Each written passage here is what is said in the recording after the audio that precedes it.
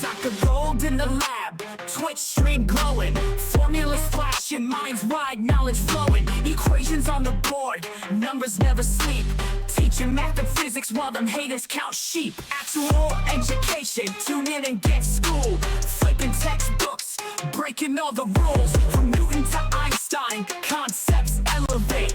Keep the stream, it's the key to our fate. Dr. Gold dropping gems, knowledge raining down, actual education making scholars all around. Perpendicular minds, angles sharp as ice, maths and physics, yeah, the future's real nice.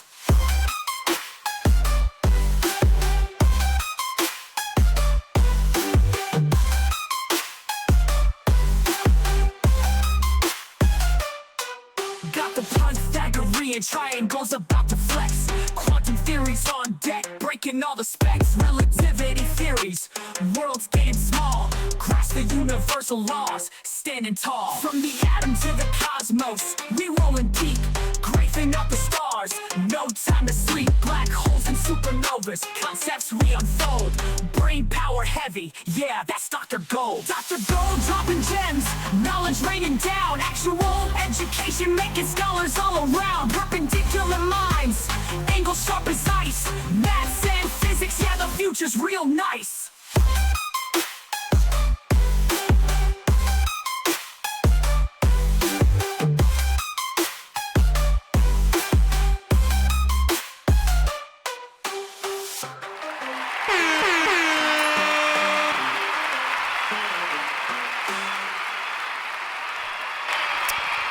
All right. What's up, everybody?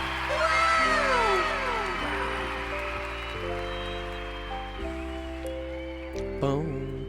Ba-da-da.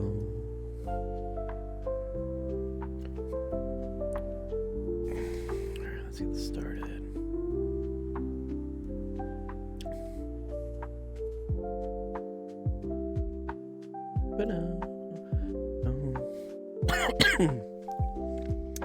It's Wednesday.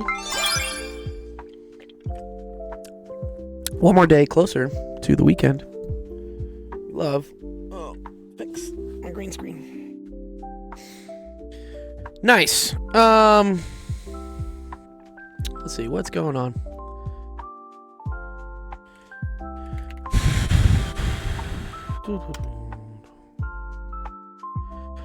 Okay. Yes. Oh wow, there's a couple streams today. Yes, I did stop by Zach's chess tournament briefly. I had a lot of tutoring this morning. Honestly, I couldn't really stay around for too long. Dewey Decimal Fight. Yeah. What's up, JC? Yeah, I guess today is National Dewey Decimal System Day. Does anyone even know what the Dewey Decimal System is?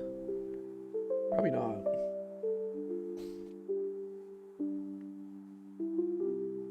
If you're a library enjoyer, you would know what the Dewey Decimal System is. Decimal system. Created in 1876. That was meant to like classify books. Yeah, very cool actually.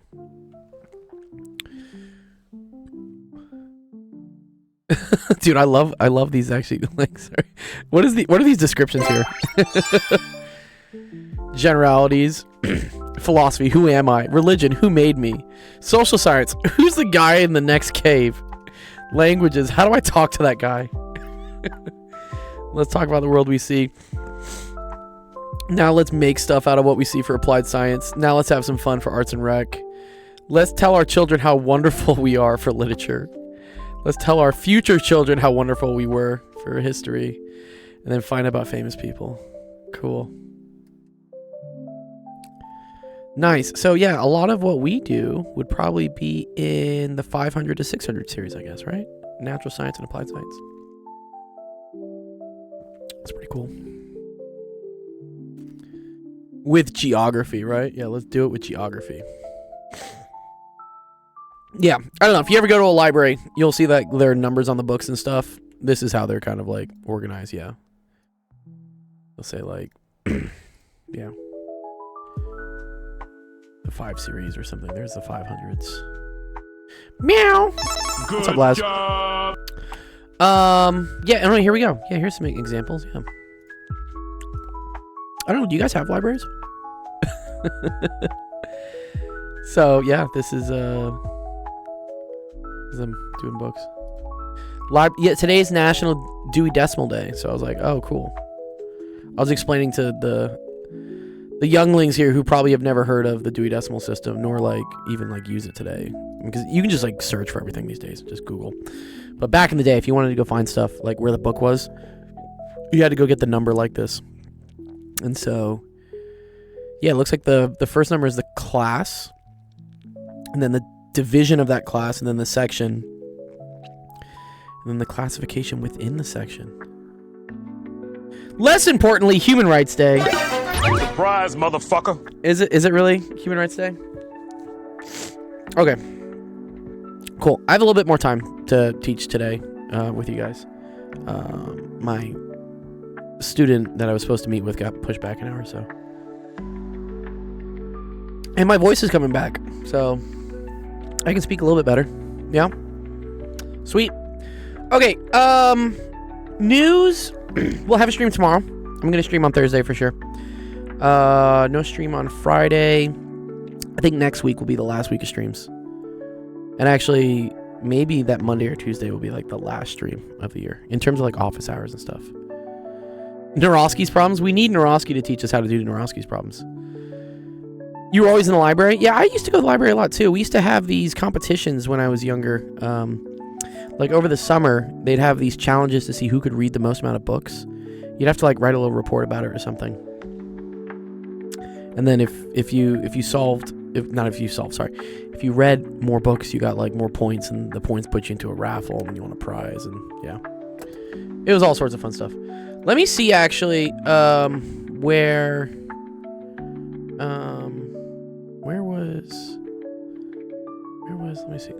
was Zach's stream? I want to see. Zach had a chess tournament today. Did anybody compete in Zach's chess tournament today? It started a little late, I remember, because I think Zach is new to being able to do. Oh, but he doesn't publish things right away. Okay, never mind. So we can't see it. Okay. Anyways, we'll do some of these things over the break. Actually, yeah. As we wind down, not doing as much in terms of like homework questions and things. We'll do more gaming stuff, more like fun, and then we'll get back into stuff when January starts around. Chess is a great thing to be good at. And it's okay to be bad at it now. You'll get better at it later. Gunfight Arena? I don't know what that is. But we do Roblox games for sure. Okay, let's see. We got some questions already up in the queue. So let's start that off. And then I have so many that got unanswered from last queue. So if we ever run out of questions, we'll just go through this. Let's start off the stream. All right, welcome everyone to Office Hours. My name is Dr. Gold, Sex Education, streaming healthcare with math, homework, science, homework. Yeah, definitely for the SAT. Yeah. Yep. January is usually like pretty dead, which I might take that time honestly to start working again on making the fun little tutorial videos I do. Those were always kind of a big hit. I just haven't had much time to do it this quarter or this, I guess, semester kind of, because we were streaming 5 days a week. It's a lot, but it was great. It was a great push. We got a lot. We got monetized on YouTube, which I was happy. I think we're about to hit 30K on TikTok as well. So progress is progress. Okay, let's see what the first question is. And I think it comes from Melterd. So if we go to the queue, actual Discord. Yes, and all your college decisions come in last. Those come in around like March, April? Maybe April, I think. But okay, yeah, let's see on the queue. Melterd. This is the most blurry thing I've ever seen. Okay, but I'll try to read it.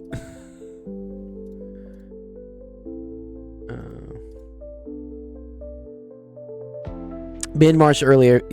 So the big one that we used to use, the website was called Grad Cafe. At least for grad school. Like figuring out like when people got in and stuff. We'd use the website Grad Cafe.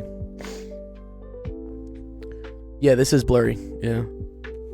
This reminds me of my eyesight before I got LASIK. Huh?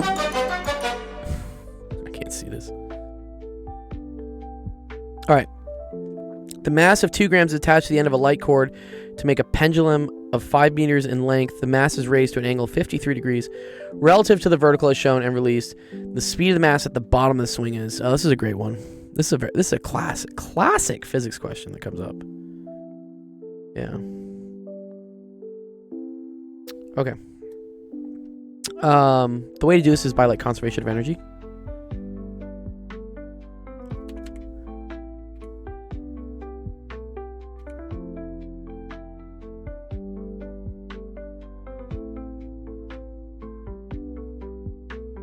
So we got to remember that in physics, there's a bunch of different types of energy, but the main ones we usually deal with is gravitational potential energy, which I read is like UG. That's equal to MGH. A classic indeed. What's up, Justin? And then kinetic energy, which is equal to 1/2 mv squared. The reason why this is a classic question is because it also comes up with a little bit of trig involved. And correct me if I'm wrong. I think 53 degrees, is that one of the special, is that the 3-4-5 triangle? I think it is as well. I think it's 53 37, right? Yeah, 53 37 90 is the 3-4-5. So I think this will probably be 3-4-5. What's up, Clickbait? Wait, Clickbait. Do you stream? Clickbait, are you streaming? Or did you pull the raid trick of like you can join a stream with a raid? Quite the entrance, dog. Good job. Yeah. Okay. So whenever I see these questions, it's like, where do you call height equal to 0? I think I'm gonna call. Yeah, I think I'm gonna call this height equal to 0. I mean, you can do it either way, but. I mean, his name is Clickbait. Can take a guess whether it's clickbait. Let's call this h equals to 0. I think, right?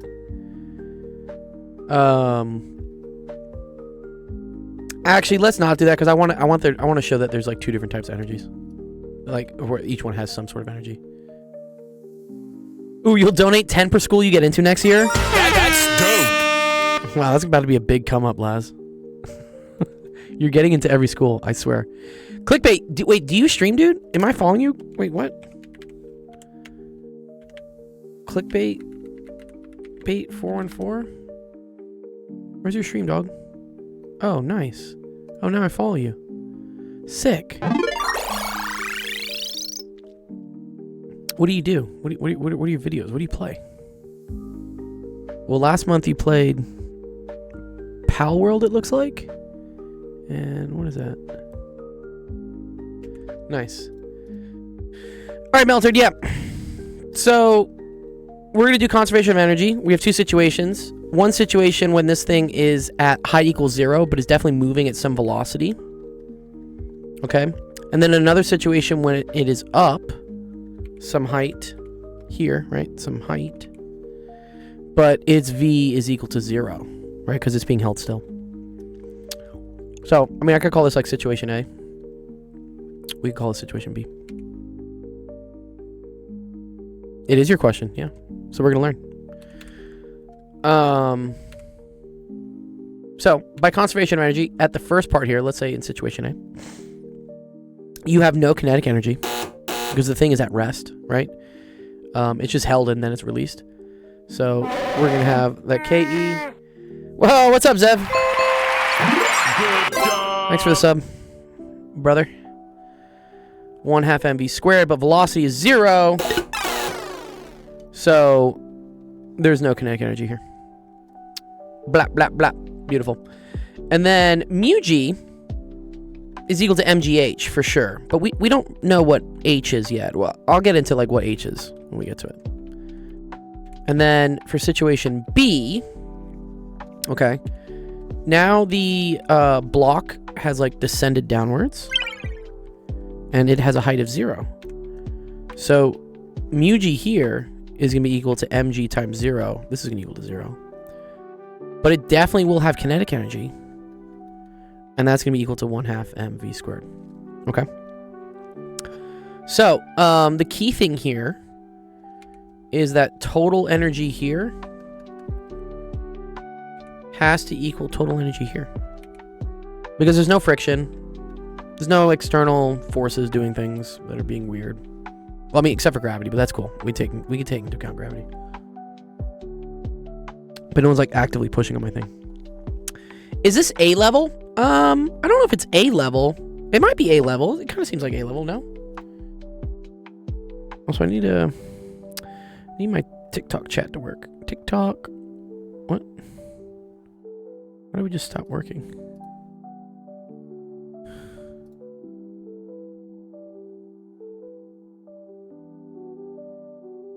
There we go.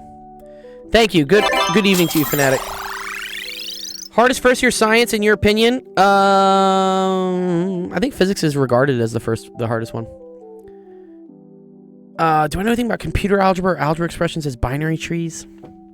I might. You can always try submitting it. I can take a look at it. Maybe like logical algebra? I've been doing a lot with like De Morgan's law and stuff. Okay, so here, lock in Unk. What's up, Shifter? I am Unk status at this point, dude. MGH, because that's the only energy here, has to be equal to 1/2 mv squared. So very cool thing here. Notice how the m's are going to cancel. I don't really need the m's. Goodbye. Those are on both sides. To get the velocity, I do need to know the height. So this is actually a cool little situation that's going to go on. Oh, Psycode can probably help with yeah. Exactly. Psycode, yes. So, Fanatic, if you want to submit it, maybe Psycode knows how to do it. And then we can learn together. So here's the cool thing about this pendulum. So if this pendulum has a length of 5, it always has a length of 5 as it's doing this, okay? So for instance, I know that this distance here is 5, right? This to here is 5.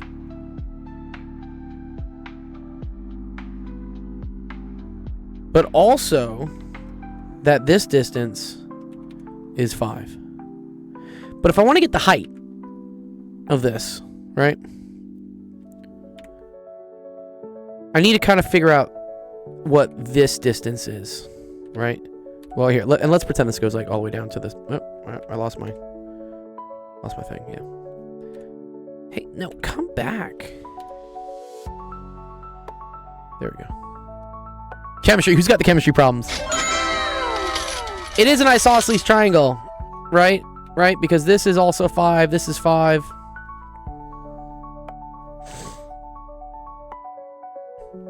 StarProd says, any tips for when I start vectors at school? Like some stuff they teach you? Know your triangles, for sure. Knowing triangles will help you out a ton, StarProd. Just like knowing special triangles, like 3, 4, 5s, which I think this is a 3, 4, 5, by the way. Yes, and also I agree with clickbait. Read the textbook first. Get the head start. Things always are easy the second time around. Okay, so this right here is a triangle. And more importantly, it's a right triangle. Okay? And what we should notice is that if I want to figure out what the height is here, I know the whole thing is 5. So if I can figure out what this is, I can do this minus this, and that'll get me this. So in order to figure out this is a right triangle. This is one of the legs of the triangle. Compared to the 53-degree angle, that's the adjacent. If only, I know, I never take my own advice either. So, since, you know, here, let's kind of like mark this. I want to mark this with a special color. Mark this, not with red. Maybe brown. Let's mark it with brown. Let's say that this part here is the adjacent, right? So then, cosine of 53 degrees is equal to the adjacent divided by the hypotenuse. Okay. And the hypotenuse of this triangle, right? That's equal to 5. This is a little bit of trig. It's physics, actually, technically, but you do need to know trig in order to figure out the height of this thing as it's falling down. So it's trig and physics. Yeah, trig and physics. Perfect pair, made for each other. Good, very good, Meltard. Yeah, so the adjacent... This thing here is equal to... Oh, we moved it, sorry. Is equal to 5, and then cosine of 53 degrees.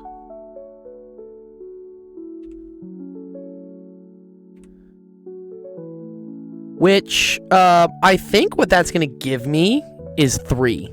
I'm guessing it's going to give me 3. Let's see if it does.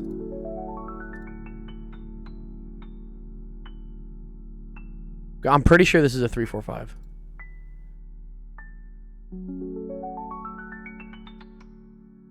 You could use simple harmonic motion and the equation. That's another way to do it. Yeah, you know it's a pendulum, so it does experience simple harmonic motion. I think they want you to do conservation of energy here, though. But anyways, 5 cosine 53 does basically give it you 3. Exactly. Well, if it's not a 3, 4, 5 triangle, then you have to do what I just showed you here with the calculator. You have to do 5 cosine 53.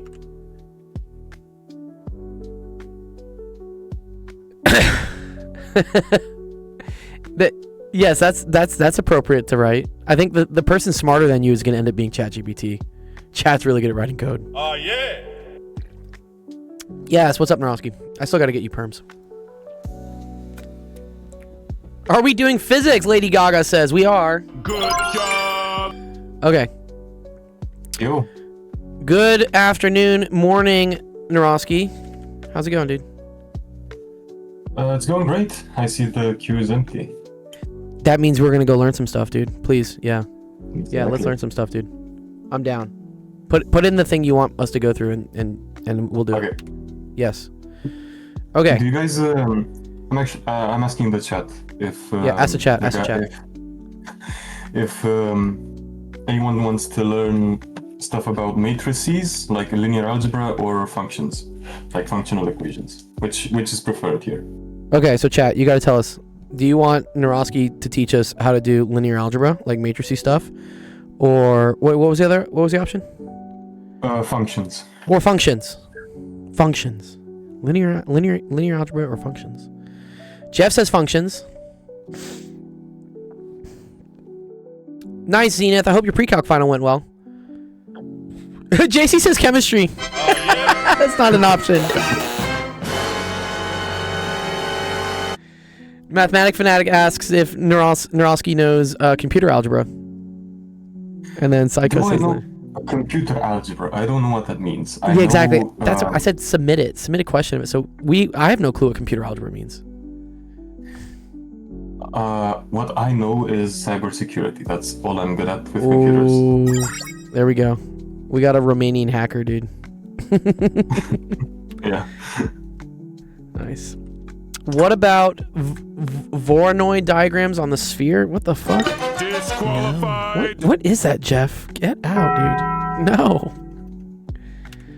Oh, man. Do I know real analysis? I've been learning it slowly from everybody else who teaches it here. I know people that do know real analysis, so we definitely could do some real analysis. And I feel like Narowski knows real analysis because he says he learned that before calculus. Yeah. Yeah, exactly. Okay, let's finish this question real quick. So if this is 3 and this whole thing is 5, that means this height here, the difference between where this is compared to where this is, that's equal to 2. So we're basically done at this point. So this is 2. So then we get that 9.8 times 2 is equal to 1/2 v squared. So you can move the 2 over. So then I get 4 times 9.8 is equal to v squared.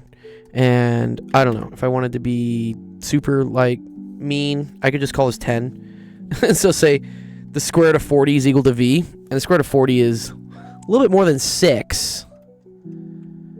So, and it's not as high as 7.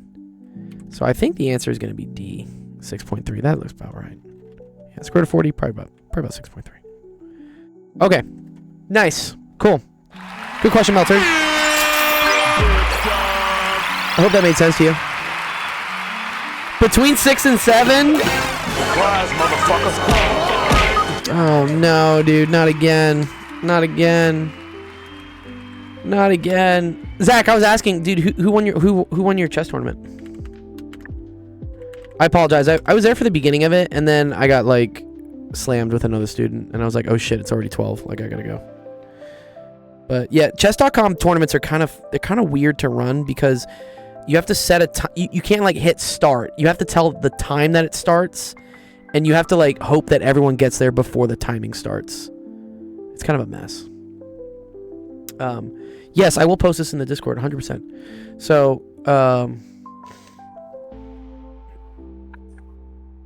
here, if we go to the website,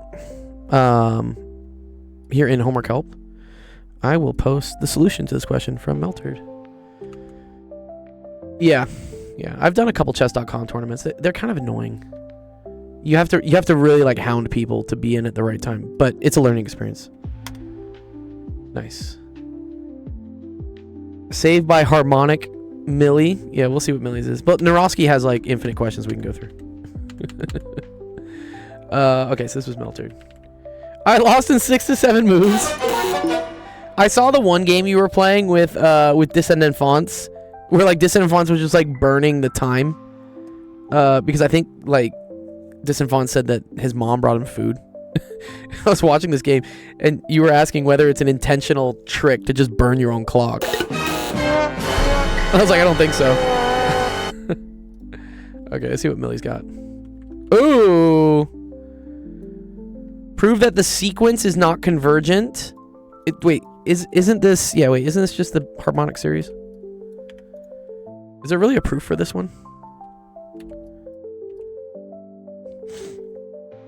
I just remember that, like, right, the summation of 1 over n to the p diverges for, what is it? P is, absolute value of p is less than or equal to 1, right? Easy proof. Collect terms 2n at a time. What do you mean by that? Sorry. So they mean to compare with the series 1 over 2 plus 1 over 2 plus 1, I think. That's what they're asking. Oh, I see. So, I mean, this is just known, right? But I guess there's another proof. yeah. Okay.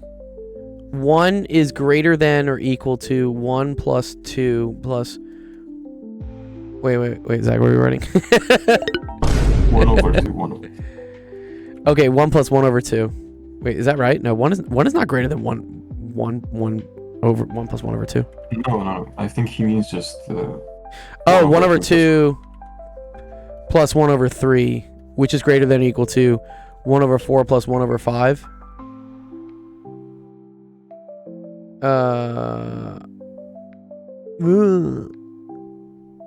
Yes.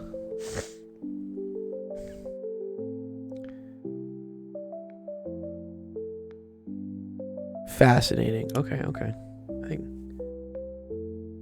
1 over 5 plus 1 over 6 plus 1 over 7 plus 1 over 8 is greater than or equal to 1 over 8 times 4, which is equal to 1/2. Uh-huh. Oh, I see what you're saying. I see. Okay, wait. I got this. Okay,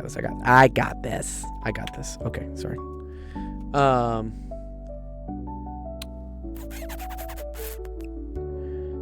Okay. You're saying... Yeah. 1 is greater than or equal to 1 over 2 plus 1 over 3, right? Okay. And then that 1/2 is greater than or equal to... Well, actually, no. Wait. Sorry. You're saying that 1 over...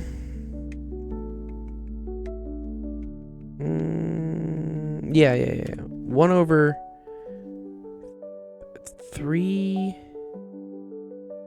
plus 1 over 4 plus 1 over... No.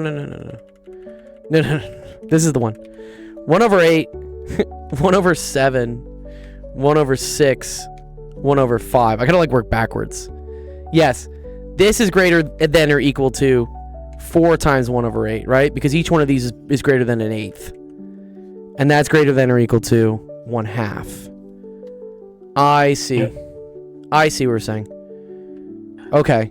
So as you keep going further and further, you can add up even more terms that are bigger than the term before it.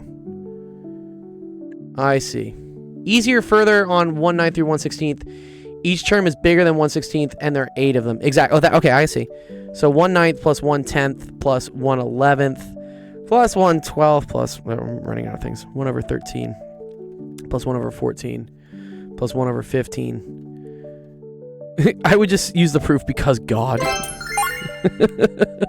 Yes, okay. This is greater than or equal to 1/16 times 8, right? Which is equal to 1/2. Aha, because 1, 2, 3, 4, 5, 6, 7, 8. Okay, cool. So, okay. And then what would the next one be? Like 17 to 32, I guess? Yeah, 17 to 32 then, yeah. Do you mind if I provide a proof? Yes, That please. is, less intuitive. No, I don't mind at all, please. Do you know the definition of Euler's number? I know that the limit as n approaches infinity of 1 plus 1 over n to the n is equal to e. Yep.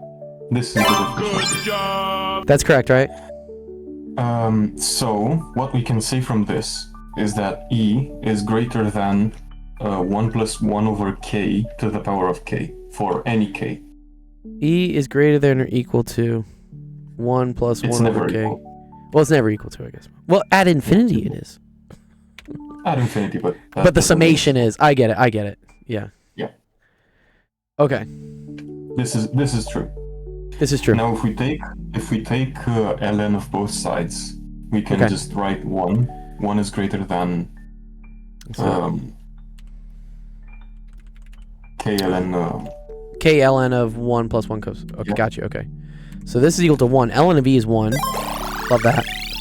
Then ln of this to the k means you can just pull the k down out front. Yep. Okay, so this is greater than or equal to k ln of 1 plus 1 over k. Yeah? This is true. If we This is divide true. by k, Ooh, let's then divide we by have k. that 1 over k. 1 over k is greater than What's up, this Fanbox? ln. Okay, so 1 over k. Geometry genuinely sounds like 1 plus 1 equals 1 over 1 plus 1 over 1. It's true. 1 over k is greater than ln of 1 plus 1 over k. Okay, cool. Ln of 1 plus 1 over k, this is equal to ln of k plus 1 over k. This is true. Right? If you just bring the 1 inside the fraction. You bring the 1 inside the fraction. Right. Instead of writing it as ln of Oh, 1 plus you- 1k, Oh, you want to say ln of 1 plus k over k? yeah. Got you. Got you. Okay. Now, sum both sides from k equals 1 to n. Sum both sides from k equals 1 to n? Yeah. Okay, cool. Oh, I think I see what's going to happen. Are you Yeah. going to write this as 2 different sums? I'm gonna write that as a difference of 2 logarithms. Good. So this is going to be the summation from k equals 1 to n of ln of 1 plus k minus ln of k, right? Yep. Ah. And that is the telescoping sum. This is telescoping. Oh, this is fucking dope. Yeah. That's dope. So Oh, very what we cool. have proven, what we've Yes. proven that is that the harmonic series, which I think was denoted by Sn, Yeah. is now greater than the natural logarithm of n plus 1. Yes. N plus 1. Which is, yeah, unbounded at n equals infinity. Exactly. Nice. This is infinite. Which is infinite. Wow, that's super cool.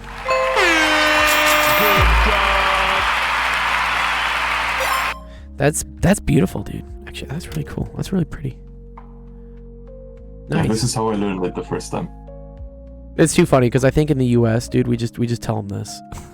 we just say this Well, is this the answer. this is a proof. This is a proof from. This is very basic because this is before Euler, right? This is before proving Euler's number through limits. This is, I think, circa 1350, if I'm not wrong.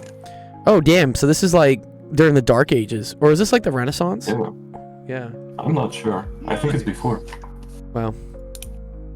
Nice question, Millie. Cool. I hope that makes sense to you, Millie. It was kind of fun. Millie is taking like a real analysis class, I think. Yeah, so Lucky. if she's taking a real analysis class, I think that the second solution should be nicer. That should be nicer, yeah. Okay, so yeah, just maybe like don't look at this. Yeah, don't look at this. And just That's look the at intuitive. That's like the intuitive way to do this. it. This is the hamburgers and freedom cheeseburgers way. So we'll call this like the USA way. And then this is the elegant European way. I'm gonna say like elegant. Okay, nice, good question, Millie. All right, what did we decide, Narosky? What are you gonna do? Are you gonna do linear algebra or functions? I think linear algebra. I saw I think linear algebra too. Linear algebra, yeah. Yeah, linear algebra is fun. Yeah, let me actually find my question. I forgot to submit it. All right, go find it. Yeah. Until I do, maybe like. Yeah, I'll do Oh, another somebody. question real quick or something. Yeah. Let me see. Okay, this is an ugly integral. So maybe we'll save this one for Narosky real quick. Lucky Cat. Oh, Lucky Cat with the chemistry. Okay, let me show this one real quick. It's not too hard. And then Mathematic Fanatic. Oh, this is. I need a Python string that turns. Ooh, okay. This is the math challenge, or the computer science challenge. I love that you can see me up here in the top left. That's really cool. Okay, cool. It kind of does actually. Here, let me do the chemistry one real quick, and then Narosky's we're gonna do his. Let's see this, and then I'll get to more in the queue. Build a voltaic cell with one beaker containing a solution of nickel nitrate, and with a nickel electrode, and a second beaker containing a solution of zinc chloride, ZnCl2, with a zinc electrode. Write the half reactions, the flow of the electrons, a short form notation, and figure out the potential. Okay. Okay, so you have a nickel electrode and a zinc electrode. Do you know about sets? I do know about sets. What is zinc's ionic number? I think it's 2+. Or zinc is what? Zinc is, ooh, can be 2+ or 1+. Ooh, well, that's gonna be kind of weird. Wait, but I know, okay. I know in this case, right? If it's zinc chloride, Cl2, Cl is always a -1. And since there's two of them, that means this must be a +2. And then, the other one is nickel nitrate, right? And I do believe... Okay, so if there's a 2 here, that means this must have been also a +2 then. Oh, that's actually kind of nice. Right, 'cause I think nitrate... Or maybe not, actually. Sorry, what's... NO3 charge? NO3 is -1. Okay, yeah, so that is a +1. Oop, let's get rid of all this. There we go. How hard can the questions be? As hard as you want to try. I mean, I will try to answer them. If I can't do them, we'll find someone who can. So yeah, ask whatever. Okay, let's look at like a voltaic cell. Let me get a diagram real quick of a voltaic cell. Voltaic cells. Yeah, I want one of these things. I think this is literally your question. Oh, this is with zinc and copper though. And then we can talk about the bridge and stuff. Yeah. Yeah, okay. Well, can I get like a blank one? I just want like a blank one. There we go. This is exactly what I want. Oh, here we go. Beautiful. Someone made me the picture.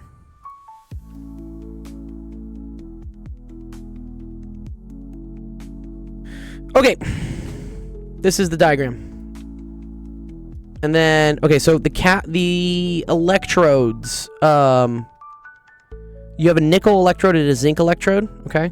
So I'm going to label one of these nickel. I'm going to label one of these zinc, okay?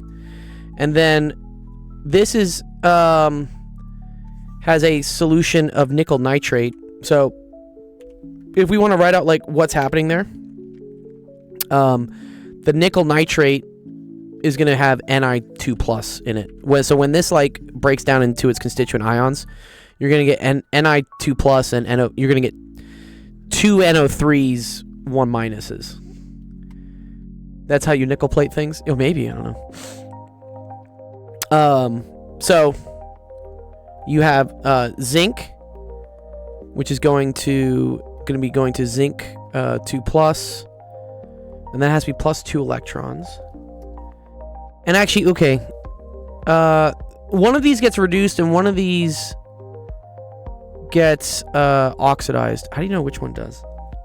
I think it's the one with the greater potential.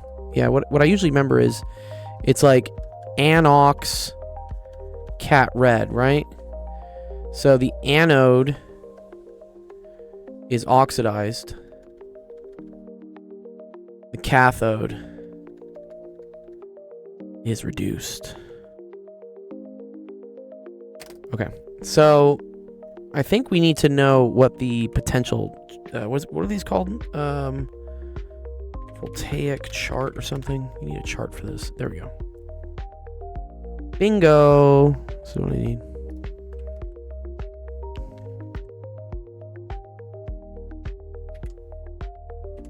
Okay, so let's look at our chart here. These are called, like, the standard potentials. And we gotta look at, like, zinc. Let's go look at zinc. Well, I see nickel. Okay.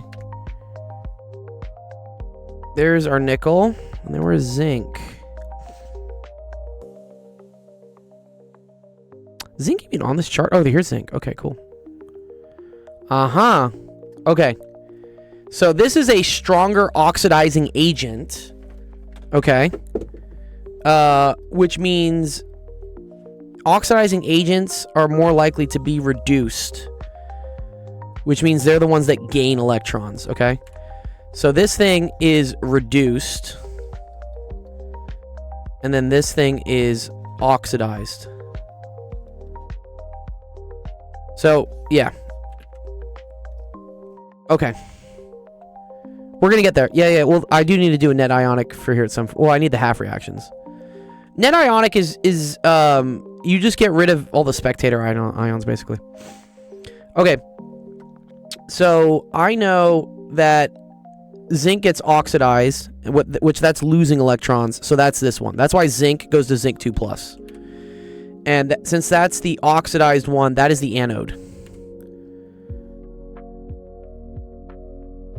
JC, we're doing chemistry, dude. You want to help me with this? This is chemistry.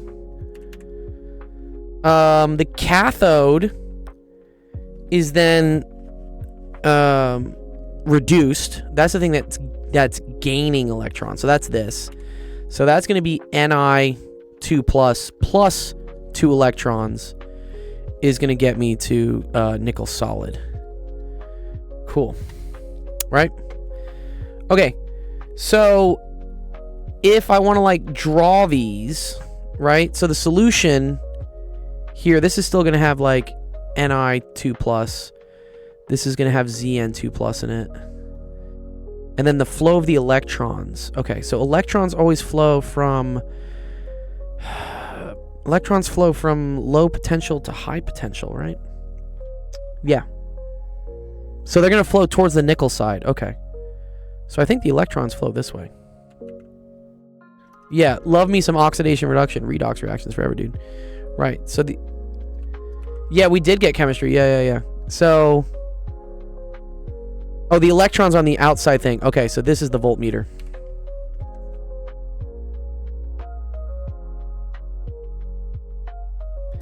Right?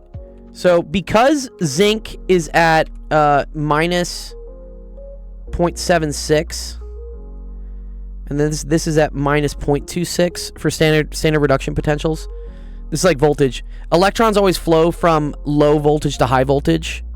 So minus 0.26 is technically higher than minus 0.76. So the electrons are going to flow this way. It's okay. We're gonna do linear algebra with Mirovsky next. Don't worry.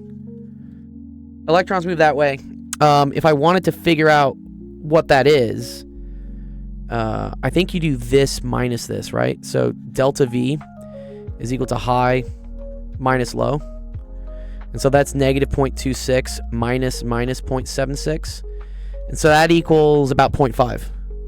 About 0.5 volts. Okay, so if you wanted to read that, the voltmeter would read 0.5 volts. Cool. So, okay, these are the half reactions.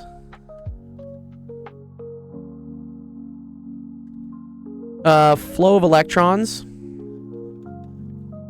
is from zinc anode to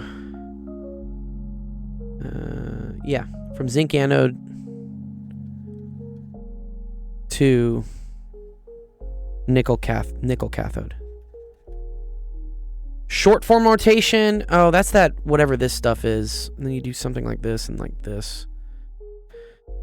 Is it anode first? There we go. Got it.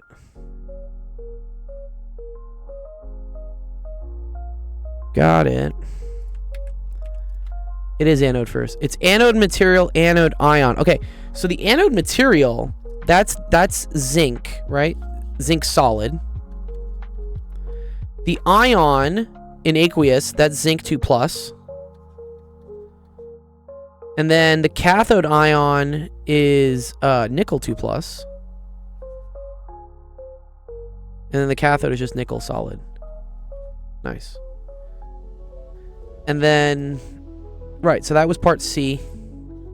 This is part B. This is part A. And then we already did part D. Part D is half a volt. Okay, nice. Cool question, Lucky Cat. Did that make sense to you? Daddy, double thick legs, just passed my Gen Chem 2 exam. Nice, dude. Cool. Yeah, so some general things here, Lucky Cat, to remember, right? Always remember this. Just anox, cat red. Anodes oxidized, cathodes reduced. You explain it way easier than my teacher. Aw, appreciate that, dude. And then when you're looking here at these voltages, because sometimes people like flip these things, and dude, it's super fucked. Like, don't do it. Oh shit, not good. Don't do it. Whichever one is higher up, that is the cathode. Cathode's always the most positive thing. This comes from physics, actually, too, right? Cathodes are positive, anodes are negative. I know these are both negative numbers, but negative 0.26 is more positive than negative 0.76. So once you figure that out, and then you remember like which one's reduced, which one's oxidized, easy to write that. I forget what you're supposed to write for the salt bridge, but what would the salt bridge be again? Ooh. Oh, I guess it's whatever the solution is. Which here they said it was KNO3? Where's the copper in that?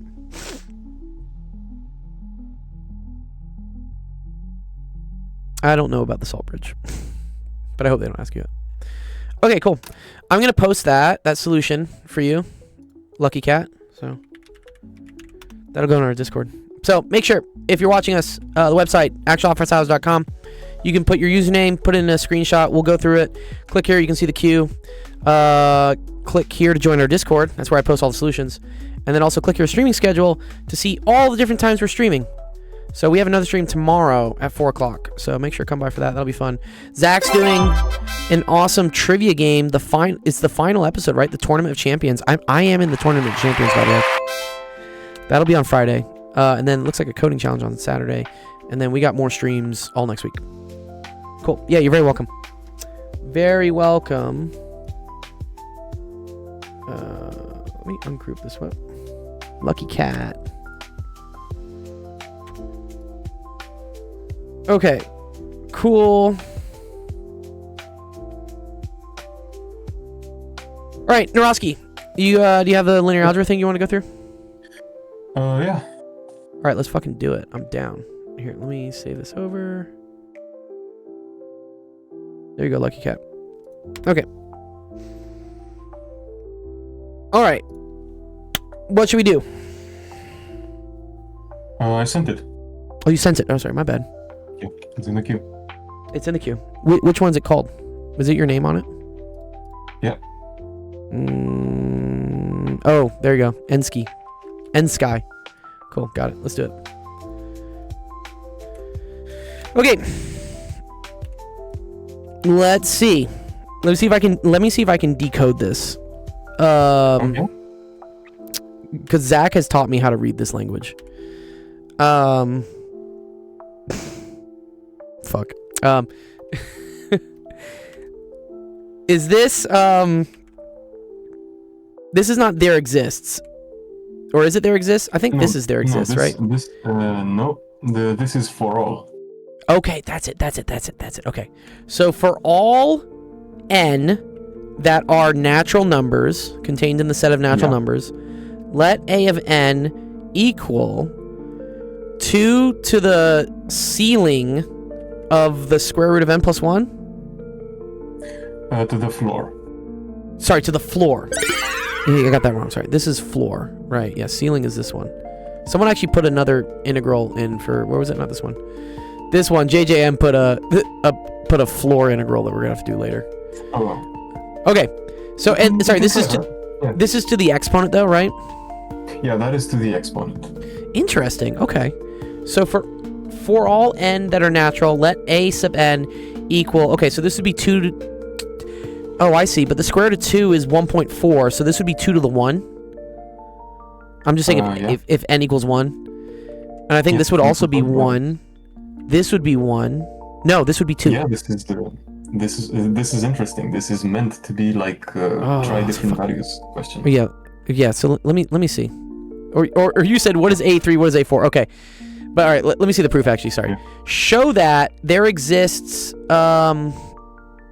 some value k that is a natural number, such that for all n greater than k, an is no longer in. Okay, so something is not invertible if the determinant is 0, right? Exactly. Okay, I know that.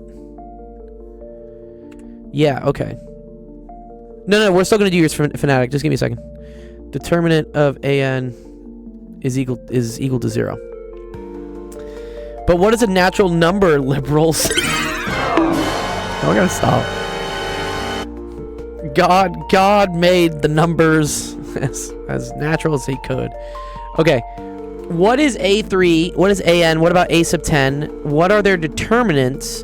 What happens with AN in general cases? Is there a pattern? Okay. Yeah. So maybe we should figure out A3? All the hints. Yeah. Should we just figure out A3? Yeah.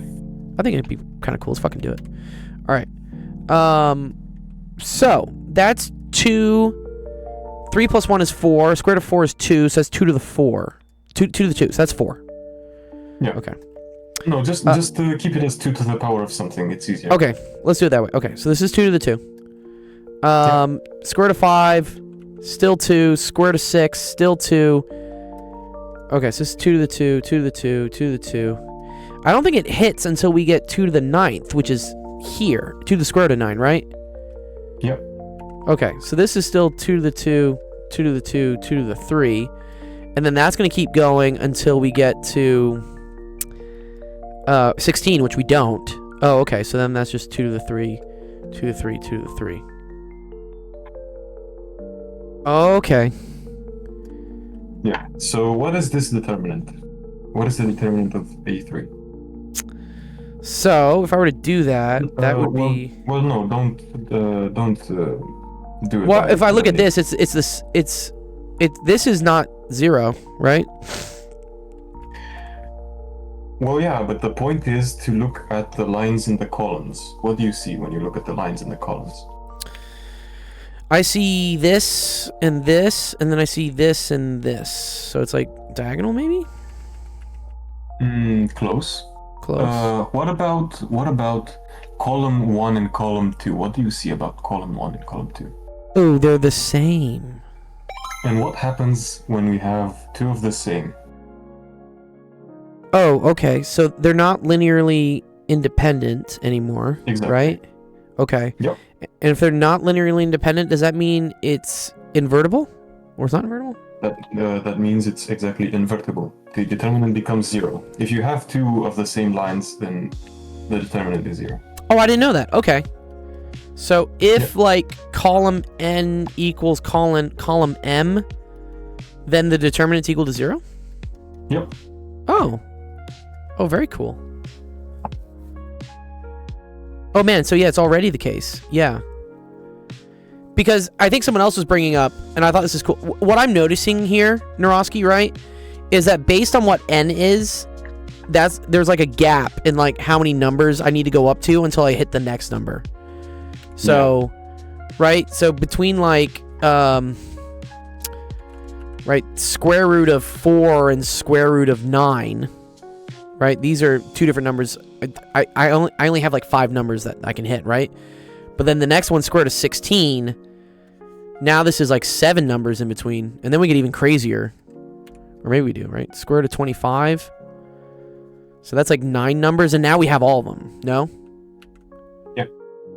Okay. So I can show definitely for anything greater than 4, all of these numbers will be the same. If they're all the same, then the determinant is 100% 0. Okay. All right. But, and am I supposed to figure out what is k? Yeah, you're supposed to figure out what the smallest k is. Well, you're not supposed to figure out. You're supposed to prove that there is a k, right? You're not supposed to actually find it. But if you want to, you can find it. Okay. What's up, Shaq? Yo, what's good, guys? What's good? Late? You are late. It's okay. You're never late, dude. You're exactly on time. Just an hour into I can't even like do the intro. Right? It's okay. It's okay. You gave a great intro last time. I do the intro all the time. No, appreciate it. How's it going though? What are we learning today? We're learning about linear algebra. Narosky is teaching us some like super cool like linear algebra tricks. Yo, one Tasty. thing that I find really cool, like sorry for cutting you guys off, right? It's okay. One thing I find very cool, right?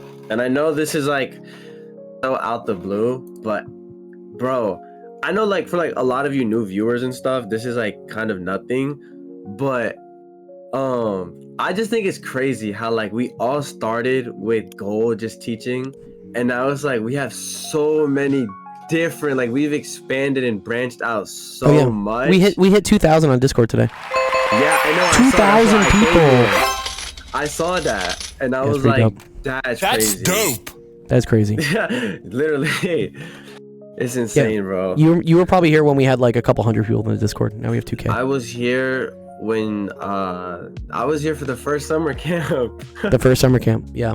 That was the first like couple hundred people I got in the Discord. Yeah, that's when I got Call of Duty Cold War. That was the first thing I got from here. Fuck yeah. The last Call of Duty that was good. Yeah, Cold War was nice. Dope, dude. Yeah, well, I'll do like a big celebration thing because yeah, it was cool. We'll do an end of the year like party where you remember I did like Santa Gold like one of the years where I dressed up in like a gold Santa suit and just like gave out prizes.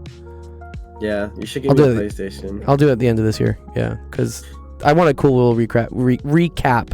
Because yeah, as you said, we've had like so many different people come through, and it's been awesome to see all the expansion. And I love all you guys. And great, yeah, cool.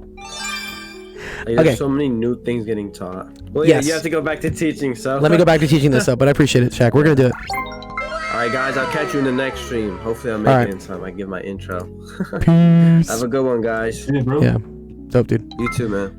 Star Prod says might need to change the channel details for the 1,500 plus students on Discord. Yeah, we do. Yeah, we got like there's a lot. This is 2K now. It's crazy. All right, it's awesome. Okay, so let's go back to this. So wait, what was Fnatic saying? So eventually there will be two different numbers in the matrix. No matter where it switches, at least 2 columns will be the same. Oh, okay. I think I see what they're saying. Yeah, that's what you're supposed to notice. Yeah. So my question here, like as a helping hand, would be what happens with the square root of n plus 9 minus the square root of n plus 1? Like, what is the difference between? Ooh, like what's the difference between this and this? Yeah. Yeah, the exponents. So what happens at infinity? Well, when n is very big, not at infinity. When n is very big, like what's the difference between these two values, or like Yeah. uh What happens when n is very, very big for these two values? it's basically 0. So this goes to 0, actually. Yes. Yeah. This equals 0. So then- limit. Yeah. Okay. Oh, I see. So then they're all the same because it's all 2 to the same shit. So at some point, this becomes the same thing. Correct. That's All the idea. exponents become the same. Yeah. Yeah. Or So- k equals 15. Someone said k equals 15.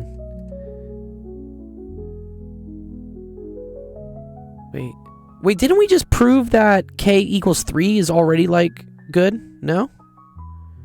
K equals 3 goes works, yeah. Yeah, so there already exists k is equal to 3. It's already not invertible, right? Because of Yeah, because well, of these two. we haven't rigorously proved. Okay, show me the that rigorous proof. for all- Yes, I know. This is me where I'm Yeah. like 1 + 1 = 2, right? That's dope. Like we're done. But I know that's not the thing right. is- the thing is, it doesn't matter how many k we prove this for, right? Sure. We don't show it for like a general case if we just pick numbers. I need like a recursive relationship or something to show why this is true. Something like that, yeah, something like Yes. that. Or we can just prove 3 cases. That's what I'm going to do. Right, that's my solution to this. This is actually my teacher's problem. Oh, The guy okay. I actually, yeah. This was proposed by him at a contest. Right, Oh, I like this, many okay. years ago. Yeah, and this is how I thought about it. Right, so Okay. I went through a to the a sub 3, a sub 4, and a sub 10, and I noticed that for all of these, the determinant is 0. Yes. Yeah. Then I noticed that the difference, what I just said right now, the difference between the greatest exponent and the smallest one goes to 0 at some point. Yeah. So then, what happens, right? If we notice the form of a sub 3, right? It's Yes. 2 to the second up until the 5th element in the middle. On the fifth second row, the second element. Yes. Right? That's where the change happens. That's where Yes. it That's becomes to the the 3. flip. The flip. Yeah. Yeah. So what would happen if the flip happened exactly at the end? So if we just had a sub r, right? So a, or how do you want to? Yeah. No, we can do that. Yeah. Let's say so like a sub r. Yeah. And it's equal to what? Like 2 to the. It wouldn't be r. Is it gonna be r minus Oh 1? yeah, it would be 2 to the r exactly. Okay. 2 to the r. Let's just say it becomes 2 to the r, 2 to the r, and so on until the very end. Okay. So this is like 2 to the s maybe on the last one, right? No, 2 to the r plus 1. R plus 1. Oh, you're right. Yeah, because it goes up by 1. Yes. Got you. It goes up by 1. Yeah. This is clearly 0 because we have 2 lines that 2 columns that are equal. Yeah. These two columns. Yeah. Yeah. So if the change happens at exactly the last place on the Yeah. last line, then the determinant is 0. Yes.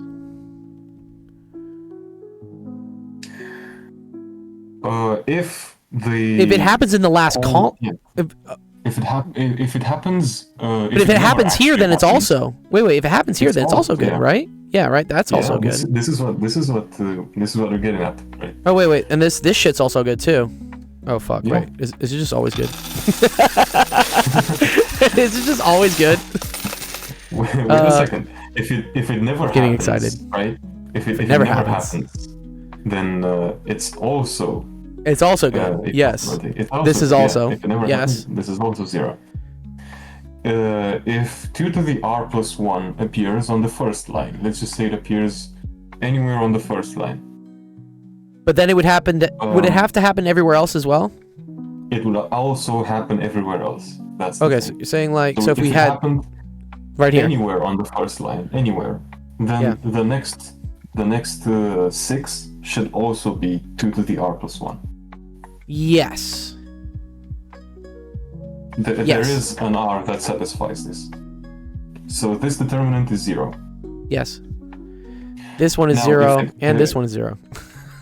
If it appears for the first time, this is important. This, if it appears for the first time on the third line of the matrix, Okay. what happens? So if it happens on the third line, Sorry, the third row. uh, What do you call the third row? Oh, Sorry, yeah, what's row, the third line? row. Third row. Okay. third row, So, yeah. if it happens here, There or there or there, anywhere. It doesn't matter. yes. If it happens to appear there for the first time, Yeah. what will happen? Well, so if it happens here for the first time, you still have this one will have to be r+1. This one will have to be r+1, and now Yeah.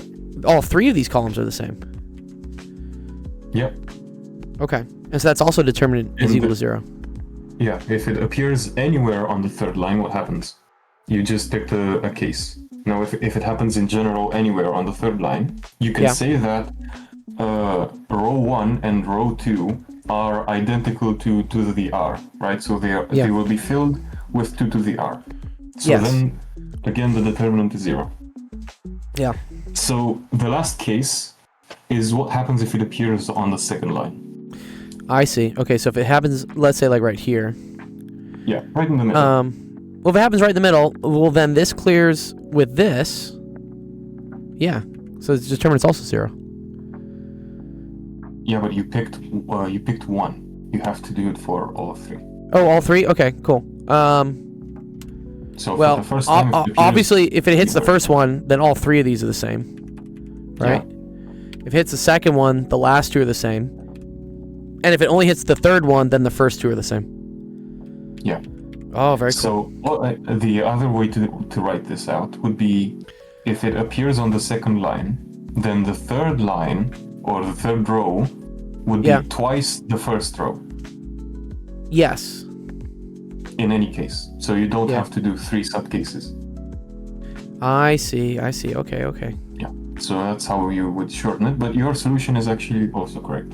Oh, okay. So this actually works for anything. Did it work for did it work for n equals 1? I guess it Let's has see. to. I mean, unless it can somehow shift over like 3 times, then we're screwed. If it shift over multiple times, it doesn't work, right? Okay. But we don't have to show this for, like, we only have to prove that there exists a K, right? Yeah, we only have to, I I'm think- just I curious think if the shift. Yeah, I think the shift happens at 3 actually. So I didn't Well- try a sub 1 or a sub 2. I want to try but- a sub 1. So a Yeah. sub 1, this is 2 to the 1, right? But then this is 2. Yeah.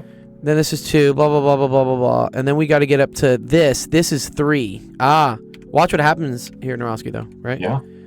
This one goes to won't work. 3, and then this goes to 3. Oh, wait, Yeah, but I this think- one and this one are still good. Oh, okay. So, yeah. So A1 actually works. Is 0 a natural number? I don't think it is, right? 0 is a natural number. Oh, 0 is a natural number. Okay, what about A0? Yeah. So that would be to the 1. That's 1, 1, 1, bum, bum, bum, bum, bum, bum, bum. And then... Wait, the 2 would happen here. Oh, okay, wait a sec. Wait, no. This would be 1, 1, right? For all these. This one would be 2, 2, 2, 2. And then... This one would be 3. Aha, but you still have these 2 that are hitting. Yeah. Okay. Very cool. So it just works for all n.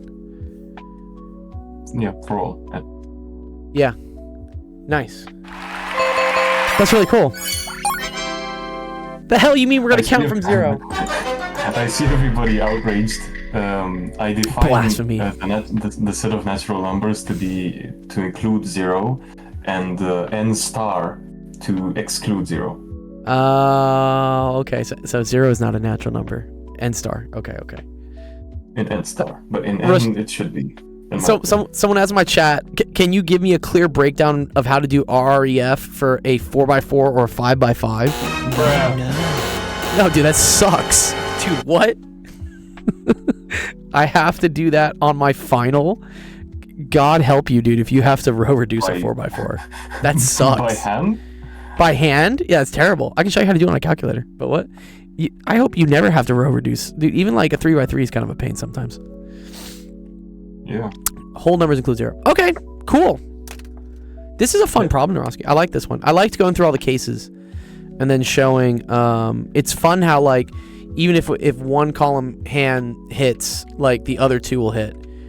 So it's either like these two hit or like these two hit or like that's super dope. Yeah, this is just an exercise of like if you can like look at a matrix and find out what happens. I like it. Yeah. I thought it was really cool. Nice. Someone said my professor made me row reduce a 5x5. Dude, what? No, dude. No, bro. What? No, that's just mean. That's just mean and obscene, dude. Who does that to their students? Oh, TikTok, you keep messing up. Okay, cool. Cool question. Thanks for showing it to Narosky. That was fun. I like that. I learned more things. I like learning more things. Okay. Let me get another question up because, by the way, when two rows are similar, it's determinant 0, not columns.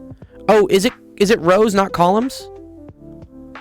Ooh, we have someone Psycho in the chat says it's only when the rows are 0. Says, also, right? So he means also. Yeah. Oh, also. Oh, also. Thank you, Psycho. Yeah. Thank you. That's cool. Dude, yeah, a 5x5 is nuts, dude. What? She sucks. I need this, please. I mean, I can show you the general pattern for a 5x5 real quick. One sec. I need my TikTok chat to work. I need this to work. Why won't TikTok just give me RTMP access, please? It'd be so much nicer. Let's refresh it. Come on. Yeah, okay. Well, in general, when you're doing RREF, you want to do what's called like the snake method. So here.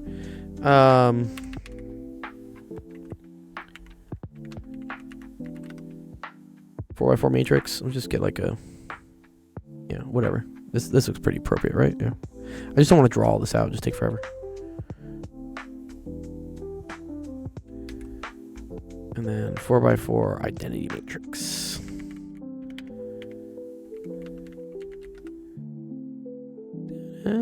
There we go. Perfect. Okay, so just in general, this is called Gauss-Jordan elimination, I think, is what it's called. Because your goal is to try to, like, turn this into this, right? The general strat... Wait, did this just die? What? One sec. My YouTube chat just died.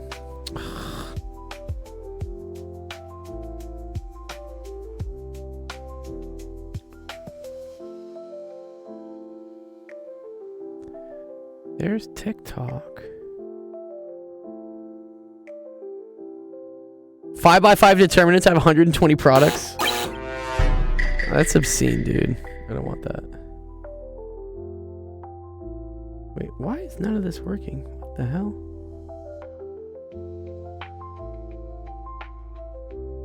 Okay, one sec. I gotta fix all my chat things.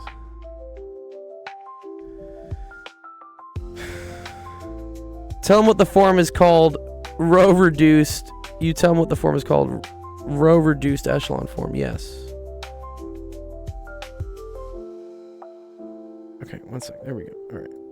I need this to work. Activate source. Connect. Okay, there's all my chats coming in. Wow. Okay, that'll fix finally. Okay, there we go. Now we're back. Okay.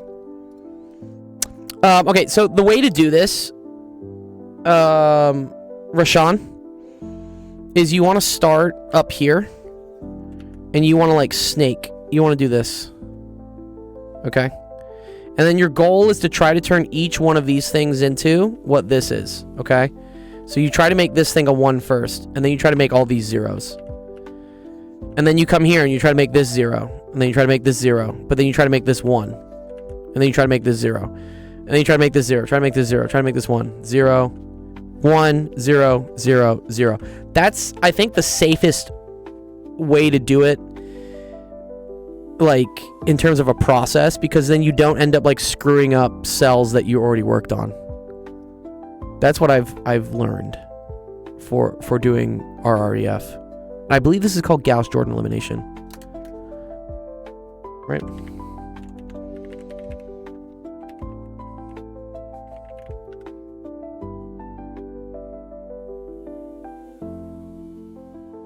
Yeah. You can probably see how they do it here. Also, wait a minute. What is my chance to do?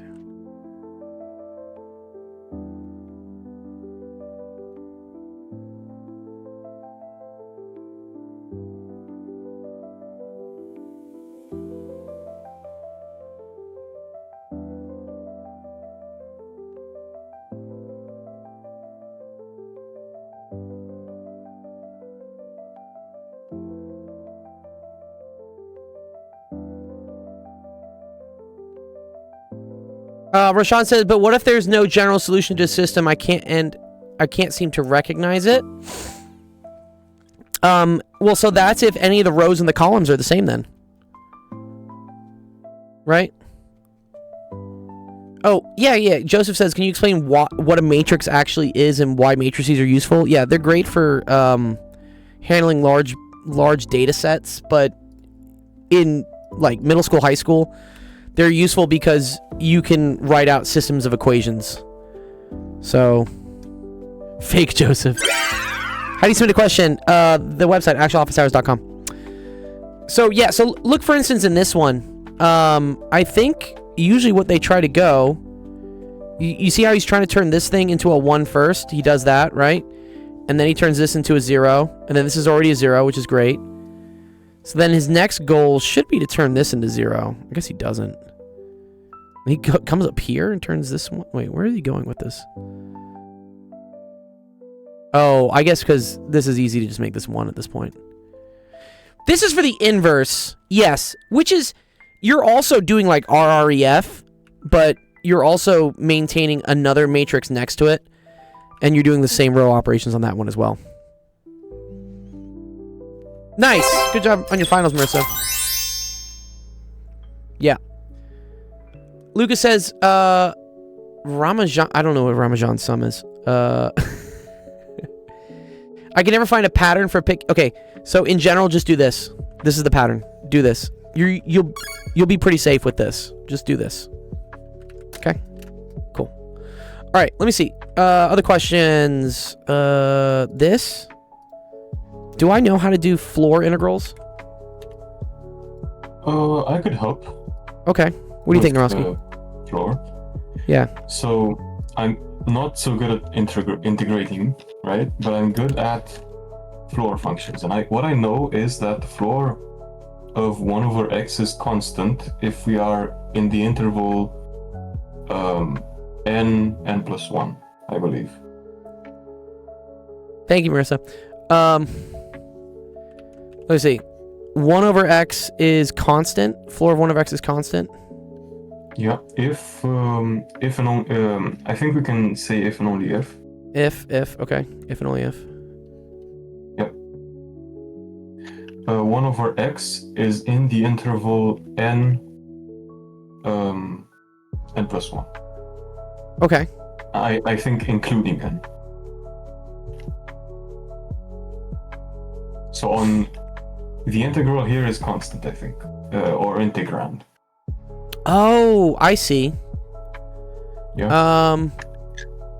So it's constant 7 to the n. 7 to the... Wait, where's the n coming from? Sorry.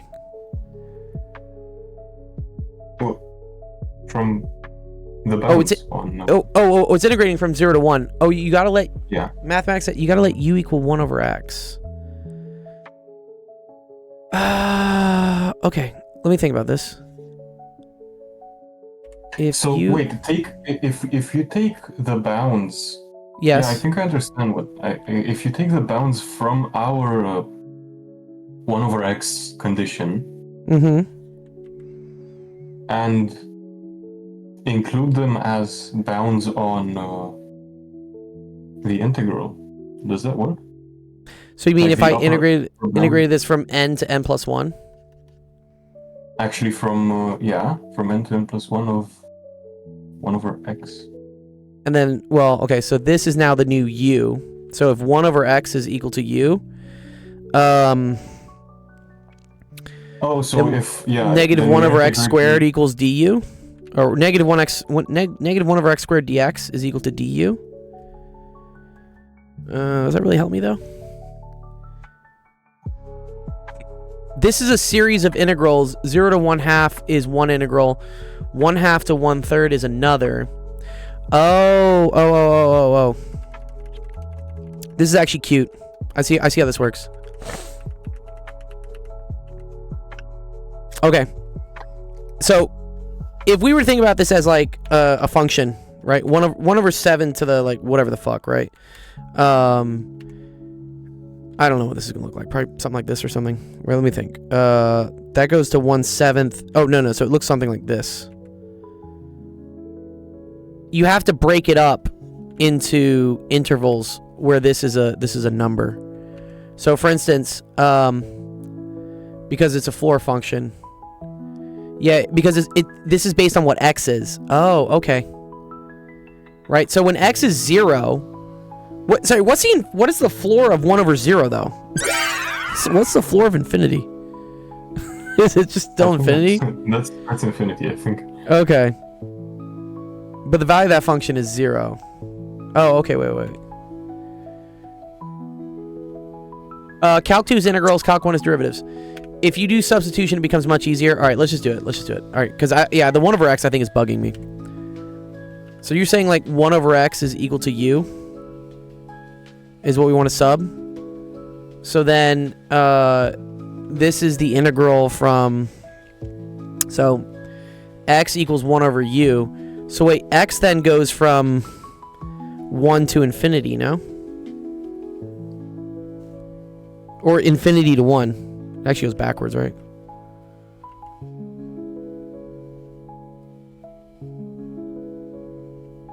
Right, Fanatic?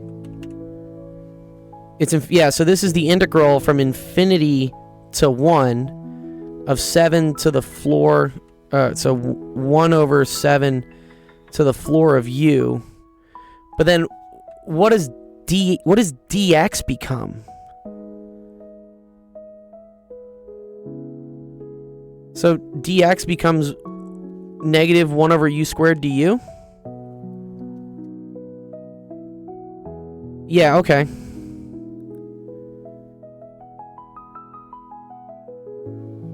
I don't think there's a u squared on top, though. If I look at this, right? So this is the same thing as saying u is equal to 1 over x. So then du is equal to negative 1 over x squared dx, right? But I don't really want that. Because I want it in terms of u. Yeah. Yeah, x equals 1 over u. So then dx is equal to negative 1 over u squared du. Okay. What is the point? What is the point of the substitution? This is just easier to look at than like I keep trying to think like if x is 1/2, 1 over 1/2 is 2. It's easier. You don't need a substitution to do that. Yeah. Sorry. Yeah, you don't need a substitution to like change the if the exponent was giving you troubles, like you didn't need to substitute for it. It was making my head hurt, I think. But mathematic fanatic. Yeah. Well, let's see. Does this make sense with floor then? Wait, how does this break up then? How do you do this integral? I was gonna suggest like why not keep it as x, but then flip the 1 over x. Okay. Like I'm not sure how to say this. This is like my English is fighting with me right now. Okay, so we have an inequality in x, right? Like we don't really care. Yeah, Yes. I'm looking at that, and it's I'm just thinking, what if we just solve for x, like flip the raise to the power of -1, Okay. That whole inequality. Raise it to the power of -1. Sure.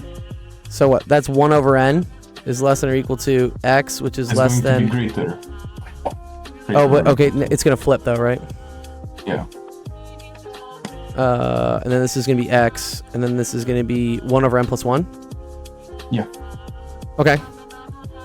So now the value of floor of 1 over x, Yes. right, would be n, no? Mm-hmm. Here's 1 to infinity. I think the way the mathematic fanatic was saying it, I think that works too, but I don't see the reason of doing the substitution if he can just not make a substitution. Yeah. No, I see. This question's making my head hurt.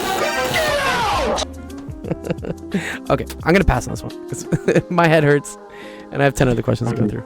But so, if someone else wants to write this up, please. I'll do my best, I'll try right Thank now. you, JJM, for making my head hurt. It's okay, it happens. Okay. I see what you're saying, Mathematic Fanatic. Yeah, I get it. Because then it's 1 to infinity integral from... What's up, Jack?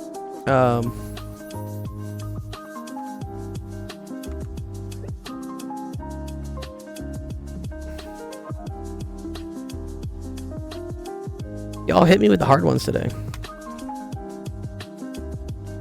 Yeah, for me, I can only get a grip when it's floor n and not floor of 1 over n. I think I'm kind of with you, Fanatic, on that.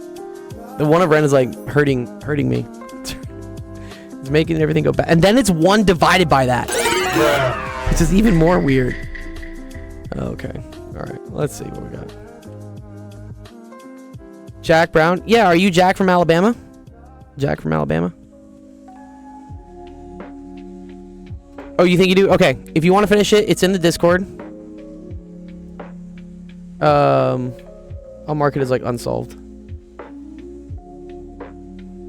Someone wants to go after it.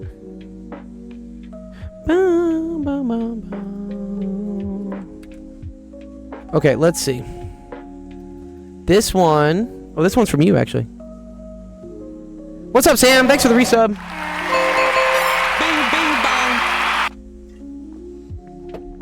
I need a Python function that turns a latex string into a JSON tree like this. What's up, Jack? Thank you. Jack, what grade are you in now, dude? I remember playing Fortnite with you when you were like 5th grade or something. 6th.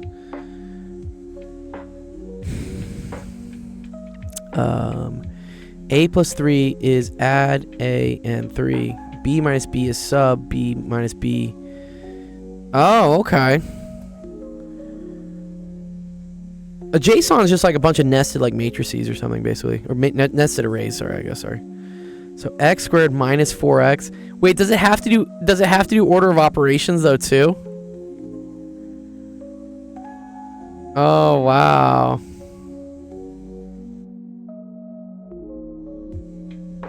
Ninth grade. Nice, dude. Welcome to high school. You're 15. Cool. Congrats. It has to encode the order into the tree structure. Oh, okay. Psycode says this is depth first traversal.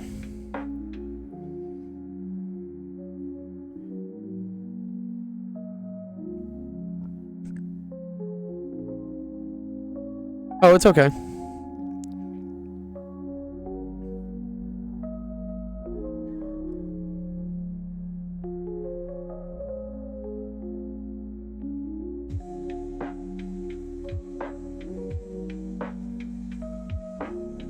Whenever you find a node and open bracket, you're going to go down 1 level. Okay.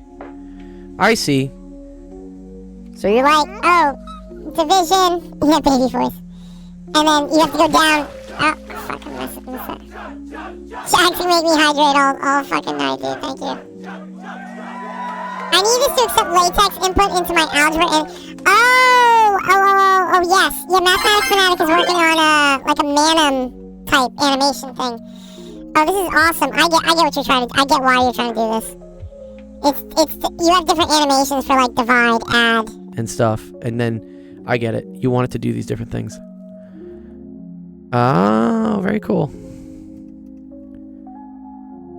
Add A plus 3 sub B minus B sub, and then it drops. Oh, and then this would be mult, right? This would be multiply. And then this would be 4 and x, right?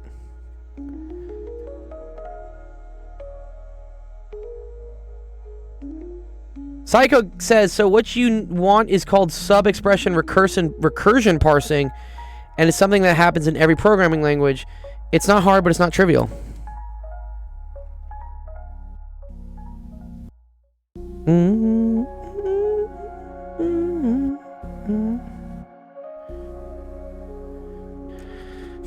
Have you tried asking AI for it?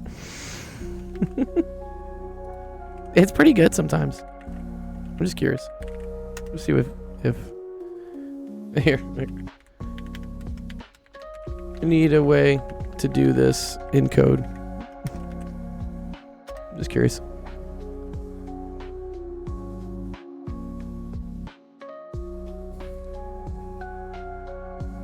Am I insane for failing the same thing 6 times now? No, it's okay.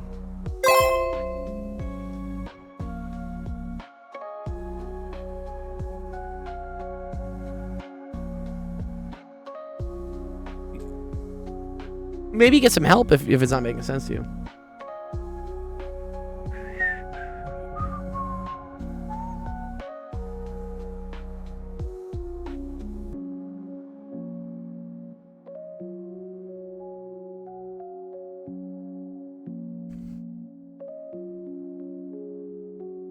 Okay, apparently this works.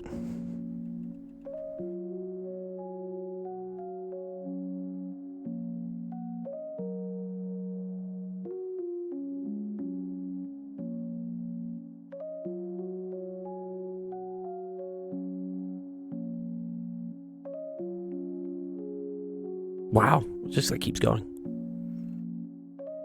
Is there not a nice standard library solution?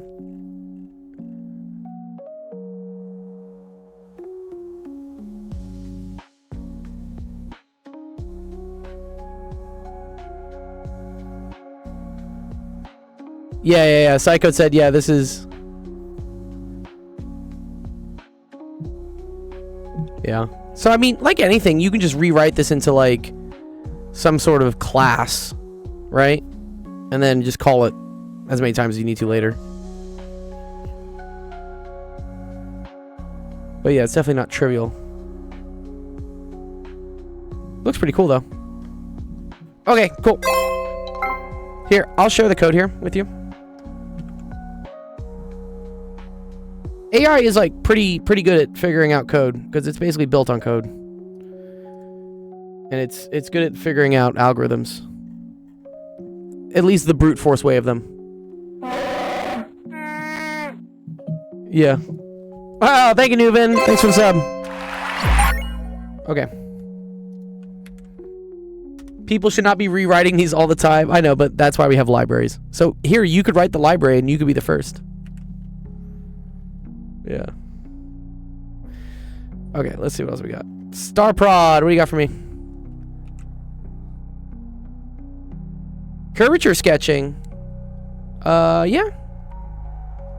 Daniel. Which Daniel is this? So, baby? Okay, here, let's do this question. Container with an opening is filled with nitrogen N2. After 240 minutes, it observed that the pressure inside the container has decreased by 10%. If the same container is filled with helium, how long will it take the pressure to decrease by the same percentage? Ooh, I like this. Okay.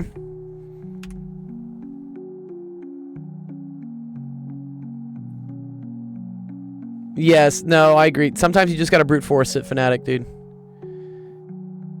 I've had good luck with AI with Python, but SAS? What's SAS?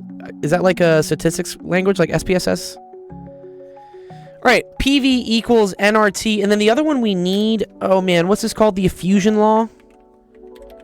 Fusion rate law? Yes, except one of these, dude, one of these screenshots is wrong. I remember this. Yeah. It's this one, dude. The first, dude, this is horrible. The first Google image result for Graham's law of diffusion is incorrect. The thumbnail is wrong. Yeah, it should be this.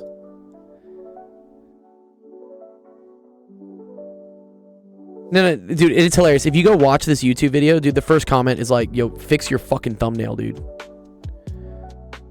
Where is it?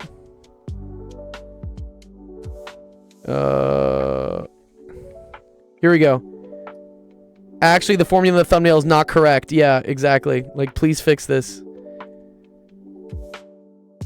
Yeah, everyone's like, please fix the thumbnail, dude. Okay, anyways.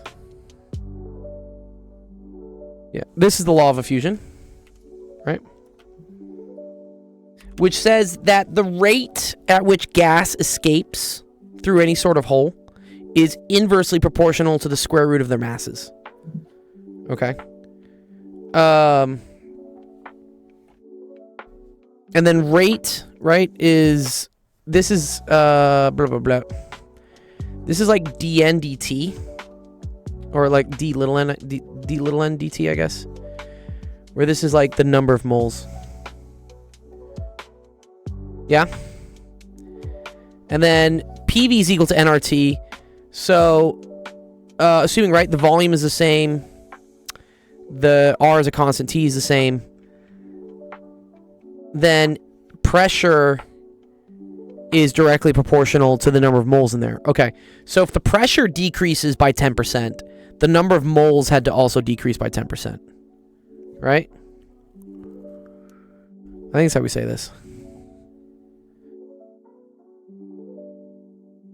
Yeah, okay. So it's just P over N equals P over N? Well, here.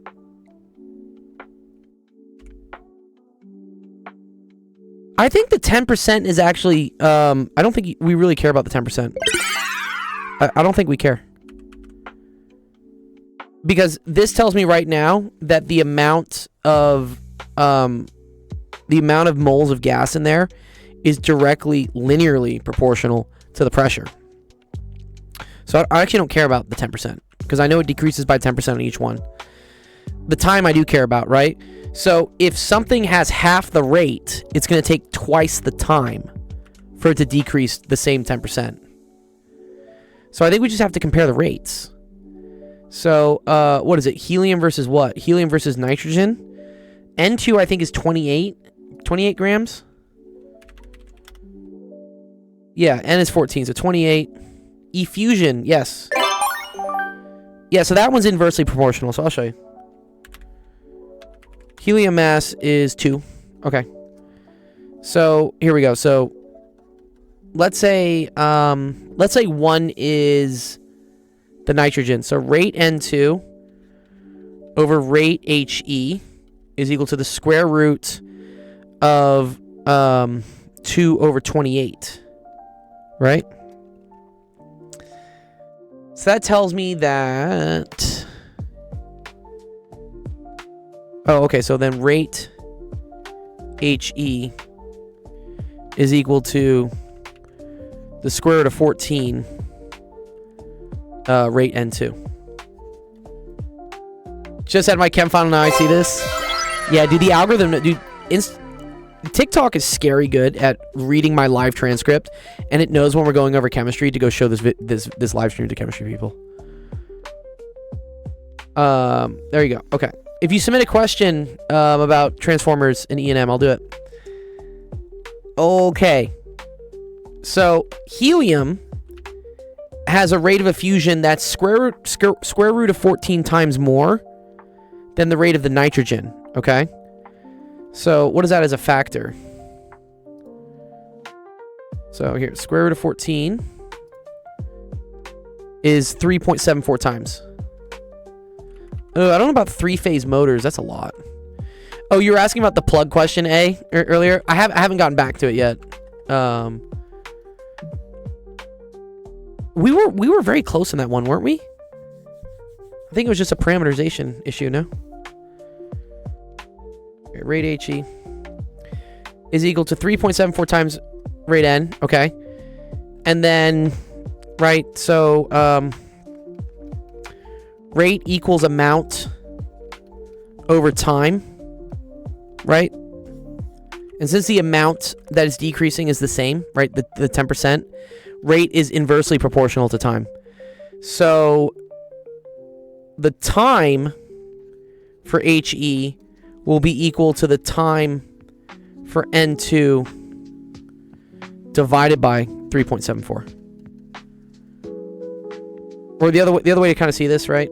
Here, if you want to write this way. So here, so rate HE is equal to A over THE, and then rate N2 is equal to the amount over TN2. Okay? If you divide these two, right? You get rate HE over rate N2 is equal to time N2 over time HE. Did Jacobian look too much? Yeah, it did look kind of like a mess. But I wrote out what it was. Like chat at least did the Jacobian for us. Okay, and HE to N2 is 3.74.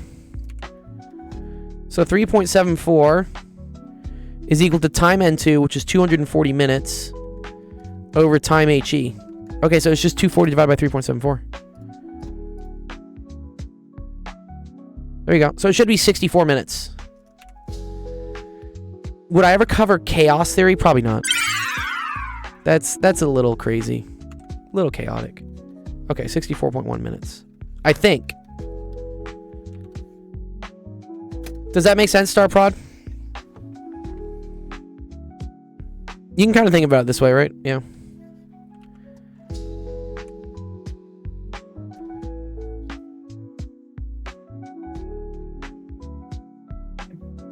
Yes, cool. Yeah, you're very welcome. Nice.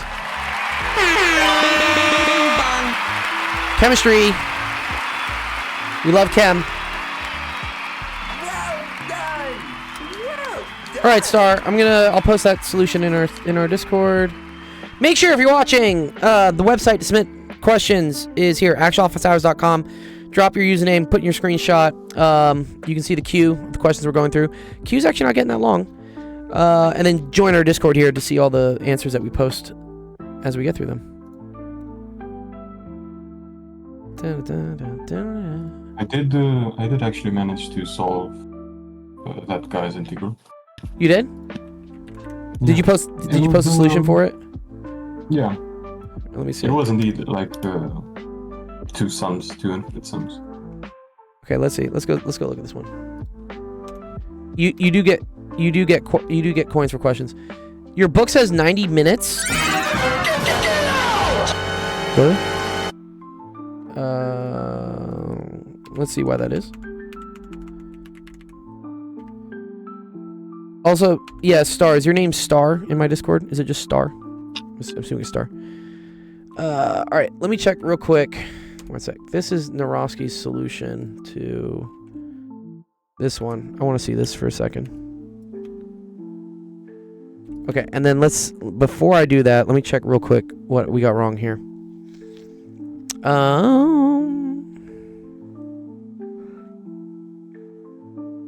Oh, HE is 4. Yes, Star. My bad. I thought HE was 2. Wait, the mass of hydrogen is 1, no? It's alright, yeah, okay. Yeah, right. Helium mass is 4. I don't know why I wrote 2. Hydrogen mass is 1. Yes, hydrogen mass is 1. I thought helium was 2 because it's like, oh, H and then He is just another. But He also adds in the neutrons. That's why. Gotcha. Yep. Okay. I forgot. If it was 2, it would be deuterium, What's U? which is U is the atomic units. AMUs. So yeah, sorry. This should have been... Let me fix that real quick. I'm going to be upset if I don't fix that. Square root of 7. What was the square root of 7? like 2 something, 2.6. Yeah, right.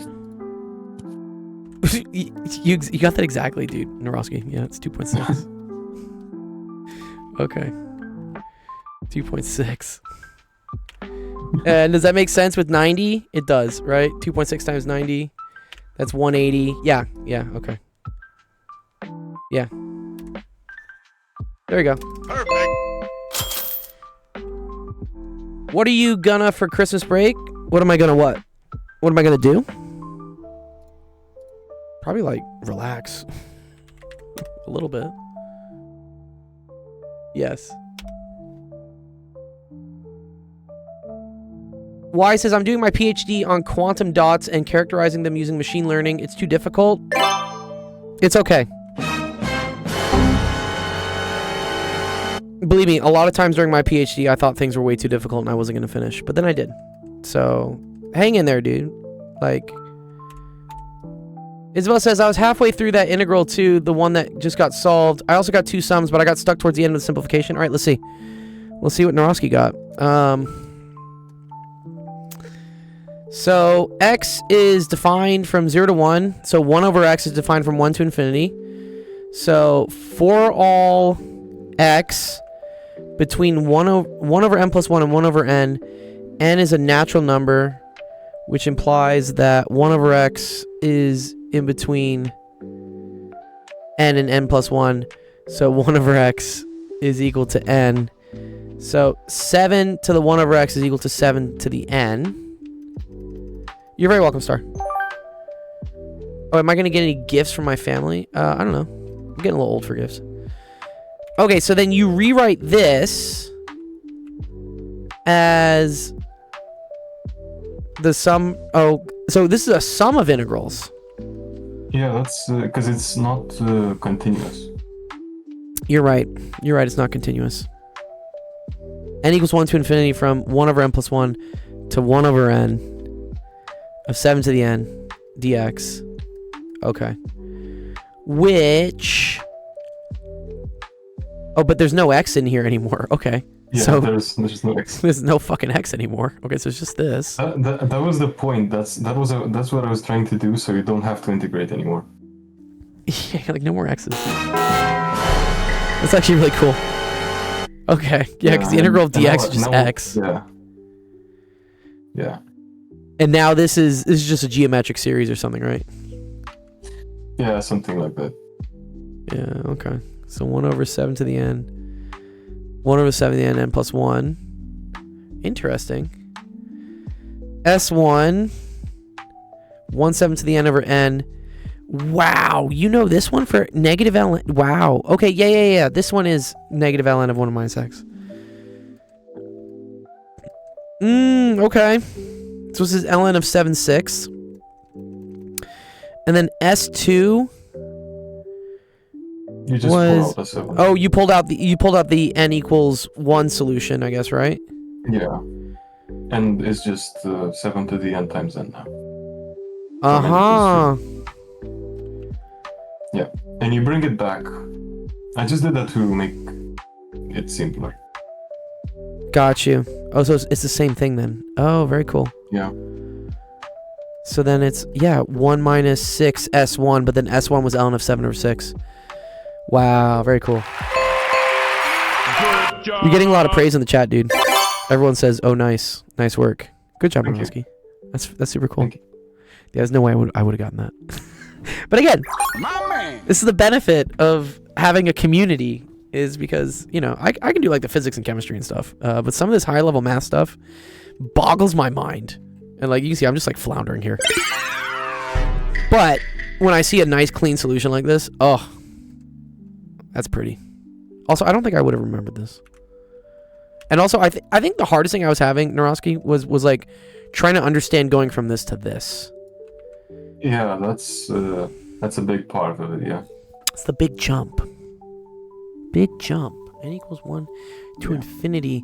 I see. So that's how you discretize a continuous integral, is you just put a sum in front of it, and then you have the bounds Yeah, you be just like make it a sum of part of the integrals, sum. Oh, that's cool, man. Yeah. Mathematic Fanatics. Either you write it as that or just multiple integrals, right? Like you put in values from Yes. for fraction. But aren't there an Yeah, infinite and- number of fractions it goes to? Well, yeah, but you can take like the first few and put them in the calculator and see what values they bring out. So Oh, okay. Got you. at some ChatGPT is point it's giving gonna up. be 0. At some point, it's gonna be 0. I see. Yeah. I think this is way more elegant, though. I really like this. This is really cool, actually. This is super cool. Yeah, these floor and ceiling. I've only seen these floor and ceiling functions like this year. I think as I've been streaming more on YouTube and getting like the YouTube Math Warriors, I've started getting some like pretty extreme questions. It's nasty because we have like it's mandatory to do floor and ceiling in 9th grade here. Oh, really? Nasty. No, dude. Yeah, it's I never saw that even in college.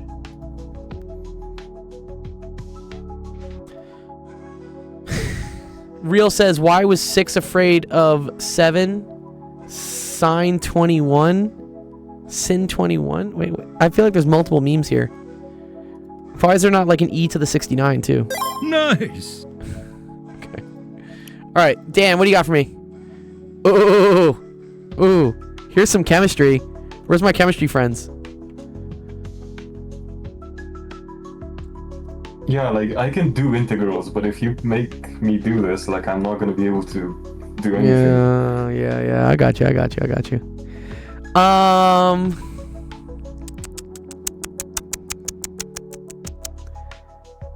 So, intermolecular forces. So all of them have London dispersion.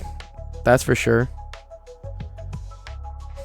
Which I think is also called like van der Waals forces.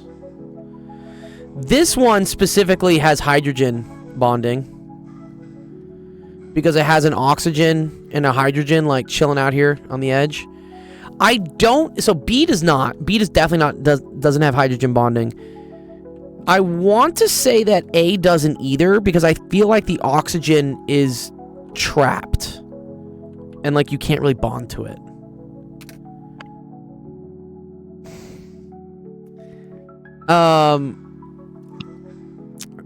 Sorry, what are all the intermolecular forces again? Thank you, Horror Cult. Intermolecular. There's London, hydrogen. Oh, dipole. Oh, there's a bunch of these. Ion-induced dipole. Okay. Right. Dipole is when you have something that is polar. Which... Yes. A doesn't have a dipole, right? This doesn't have a dipole. This does, right? This has dipole on it, yeah? Dipole just means that there's a lack of symmetry. There's no symmetry here. Ethers are aprotic. So, yeah. Ooh, interesting. Aprotic means, they're not proton donators, so, like, they're not acidic or something? Thank you, No Grav, dude. Y'all are just sending me tons of jewels in the chat. I love this. Like, I don't even know what these things are for, but thank you. They don't hydrogen bond. Cool. Okay, so do we agree with this? F32? So far? Why does A not have dipole? So A doesn't have dipole. First, because this is symmetric. So in order for something to have dipole, you need to have some irregularity in what the molecules are because they have different polarizations or different, like, they pull electrons in different ways. So, for instance, I think oxygen will pull more of the electrons away from carbon, but because it's pulling more away from here and pulling more away from here, that effect balances itself out. And so there isn't a dipole moment. in the case of oh,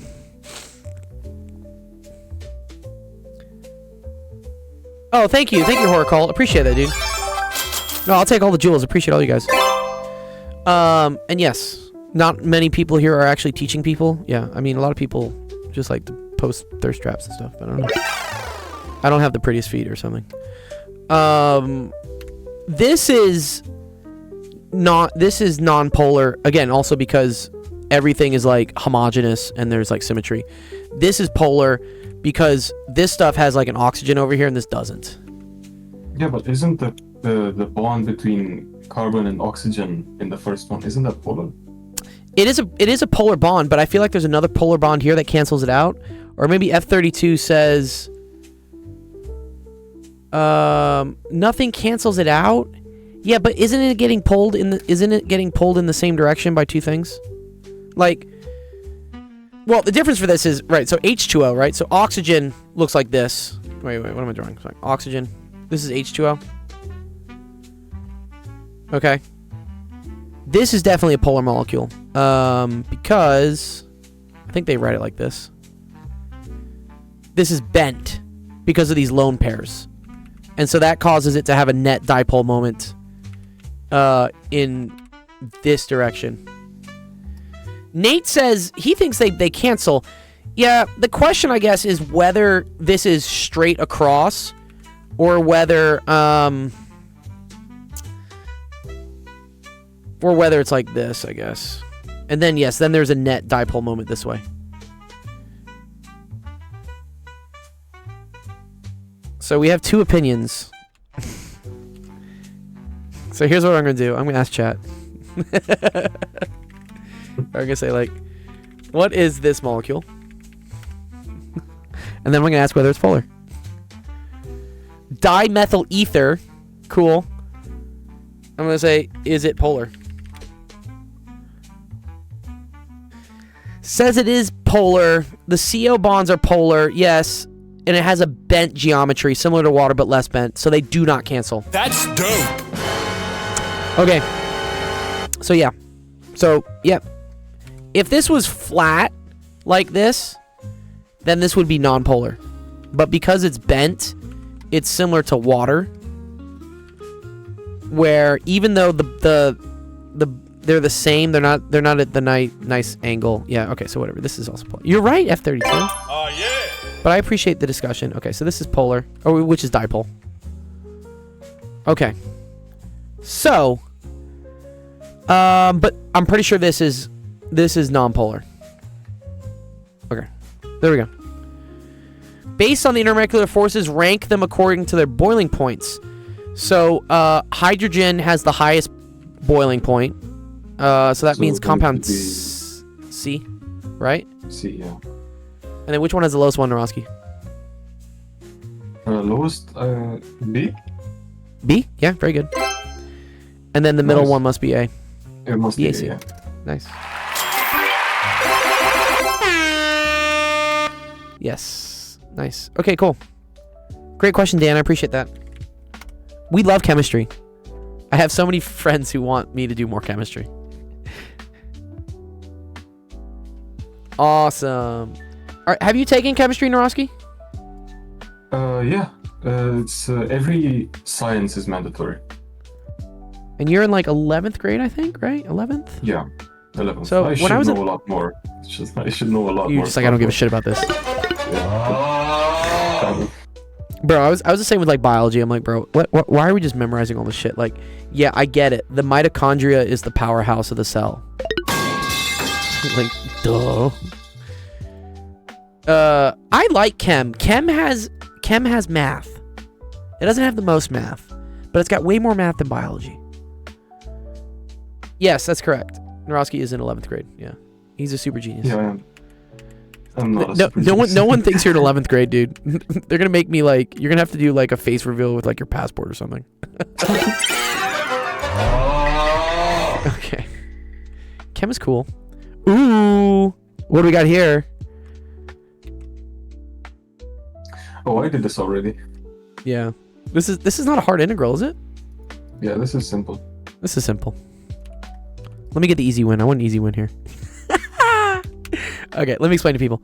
So square root of x is the same thing as x to the 1/2. So 1 over the square root of x is the same thing as x to the minus 1/2. Important to remember our exponent rules. Yep. It's okay, Star Prod. I'm 35 and like I don't know half this shit either. Okay, so this I can rewrite as 6x to the negative 1/2. And then I can write this as two separate integrals. We're going to say dx plus the integral of 6x to the positive 1/2 dx. And then the cool thing, this is just a simple power rule, is you take this power, you raise it by 1, and then you divide by the new power. So this is going to go up to positive 1/2, and then we're going to divide by 1/2. Dividing by 1/2 is multiplying by 2. So I'm going to get 12x to the 1/2 plus this integral, which this is now going to go up to the 3/2, and then we're going to divide by 3/2, which is multiplying by 2/3. So this is going to be 6 times 2/3. So actually, I should let me write this one. Sorry, 6 times 2 over 1. So that's 12x to the 1/2. And this was 6 times 2 over 3. X to 3/2. So that's 4. And then if you want to write it... Oh, and then also don't forget plus c. So if I want to write this out, this would be 12 square root of x plus 4 square root of x cubed. I think it's right. Plus c. Nice. Okay, cool. That was a fun one.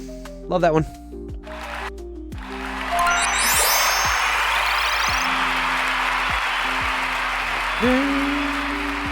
Okay, nice. That was Bagel. Bagel Brook.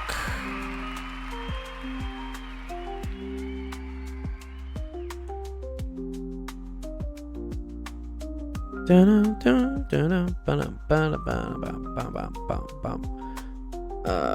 did I put it? Where did I put it, Bagel? Yes. Okay. Next one. Who we got? Ooh. Complex motion of a point. Dynamics of relative motion. Ooh. Okay. This has been translated. Appreciate the translation. Okay. A thin circular tube of radius r rests on a vertical plate and rotates with constant angular velocity about the vertical axis as shown. Inside the tube is a small ball of mass m which can move with respect to the tube without resistance. Determine the equation of the relative motion of the ball in the tube. What are the equilibrium positions of the ball at angular velocity? That and that. Assume if... Yeah, what's up, Pen? What's up, Pen? Shout out. Pen Center's great. Oh, yeah, where'd my clock go? Oh, you know why the clock... No, the clock's still there. It's because it's in the white mark because the sub goal is down. If someone follows, it'll go back. The clock's still there, right? You see the clock? Yeah.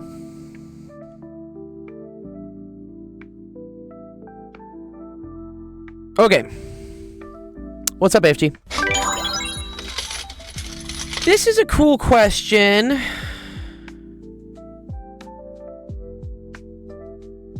It's like if you have like a bead. Hope you're doing good, Gold. I think David and I are gonna get tofu KFC chicken tonight. Do they like, is it KFC but with tofu? That's kind of fun. BK says I got a 94 on my calc final. Calc 3 final. Dope, dude. Good job, BK. Great job. I remember you were about to take that exam. 94, that's solid, dude.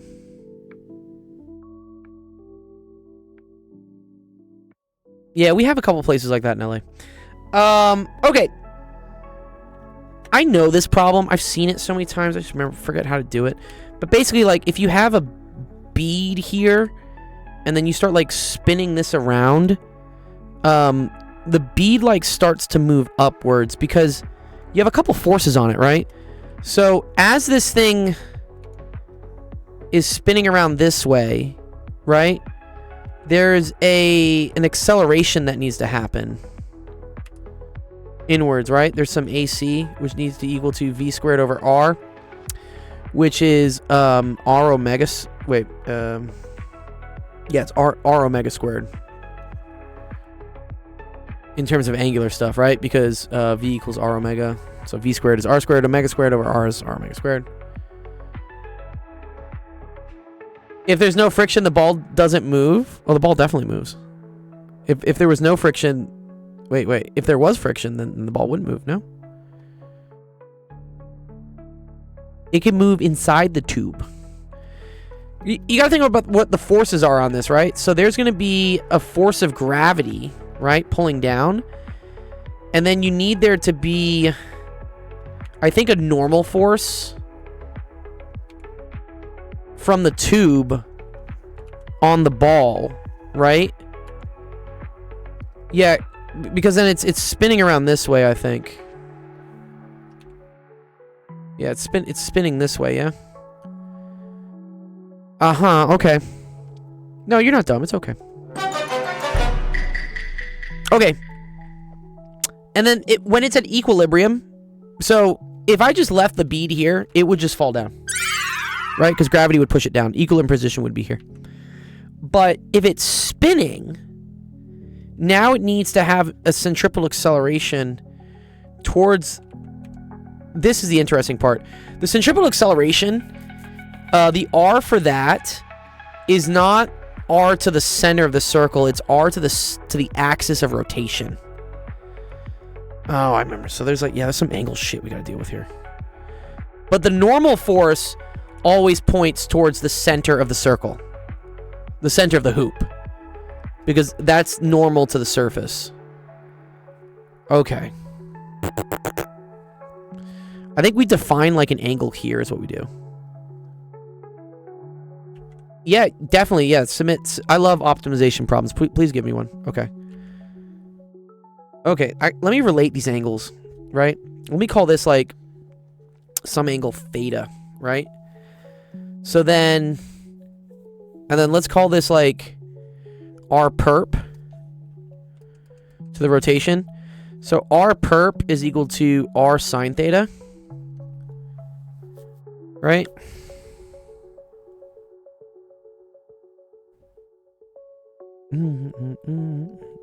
Oh, and this is how we're going to get the position. I got it. Right. And then the normal force. Yes. The normal force have two components. So you have Fny, which is going to be equal to Fn cosine theta, right? If this is the normal force pointing directly this way, the amount that points up is Fn cosine theta. Our perp, yeah. Fn x is equal to Fn... And this is a weird case where, like, the x component is actually sine. Because you gotta be careful. It depends, like, which angle you're talking about. I wanted to talk about this angle as being, like, theta. Because then I'll be able to get the height of the thing. This is going back to... Dude, I love how everything's connected, dude. Everything's connected. This is going back to this question. Remember when we had this? When we had the pendulum? And we wanted to know how high up it was, right? And then we were like, oh, find this angle, find this, and it's this minus this. No, I like related rates. Those are all great. It's fine. Okay, here we go. Oh, this is super dope. Okay, I think I got this.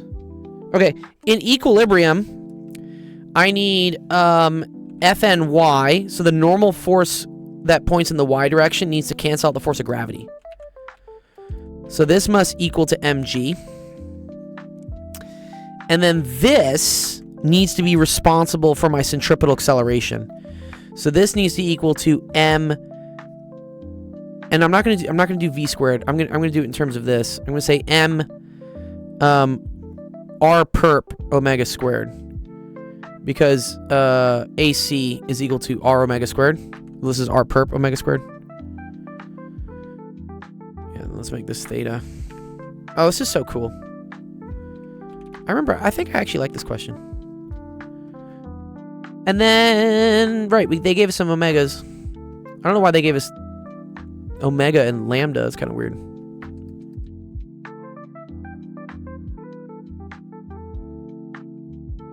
What the clock is? What do you mean what the clock is? What the clock on the stream is? Clock on the stream is how much time's left in the stream. Okay.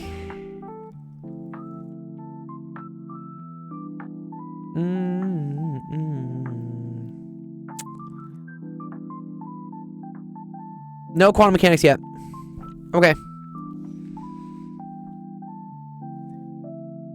So I think I have everything, right? Do I have the mass?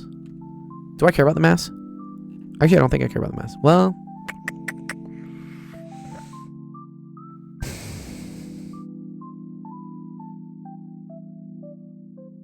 yeah, wait. Okay, so from this, yeah, stick around. Don't worry. I will get through. I will get through the questions. We have 45 minutes. Also, make sure if you're watching, and we don't get to your question or you got to bounce, make sure you go to the website that you submitted the screenshot and join our Discord, because every single question that gets submitted on this live stream will get put into the Discord.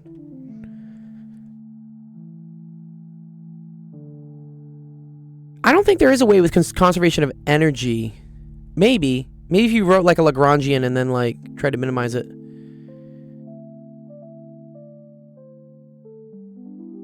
Yeah. Yeah, I don't think you have the mass though. Okay. So anyways, Fn is equal to mg over cosine theta. Right? So then if I take this and I plug it into here, that gets me mg over cosine theta sine theta is equal to m r perp omega squared. So here's a cool thing. And then r perp is r sine theta. Oh, sick. Okay.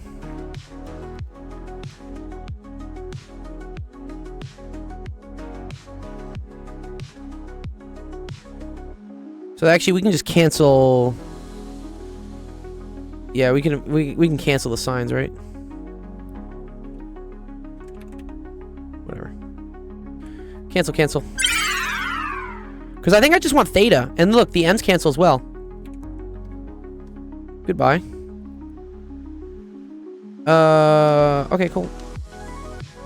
So cosine of theta is equal to 1 over r omega squared.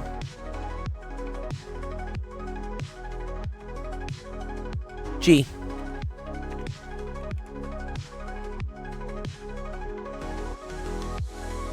Yeah, I was thinking Lagrangian and Hamiltonian. There probably was a way to do it.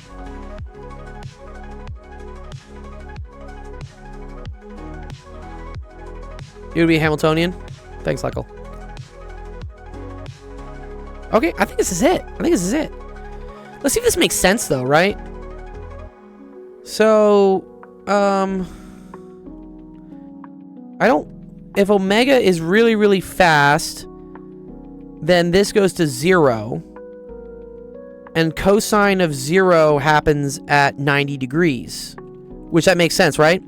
If this thing was spinning super, super fucking fast, this thing should go up to 90 degrees. There's not a nice case on when it goes to 90. But okay. Okay. So theta is equal to the arc cosine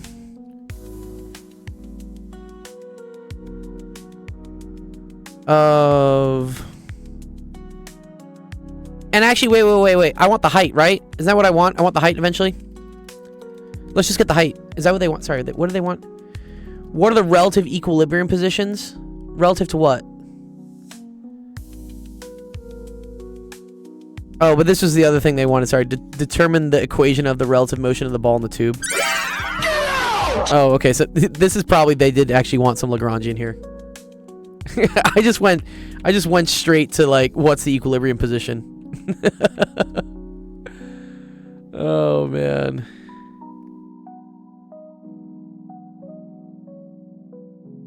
Okay. Let me just get the angle, and then I think I know what it is. Okay. Arc cosine. Yeah, they probably did want me to actually use a Lagrangian here. The timer is invisible, bro. I know, it's because it's on the sub goal right now. Once someone follows, that goal will change. You know what I was thinking? What's up, dog? If you switch the new subscriber and new followers, right? And put find out how to put the subscriber name onto the sub goals and the follower names onto the following goals, and see if you can like implement that into the sub and following goals. So instead of having a separate text, it would automatically switch in between. Oh, I see. Whether it's done a subscriber or follower. Yeah. I could do that. Oh wait, this gets me something undefined.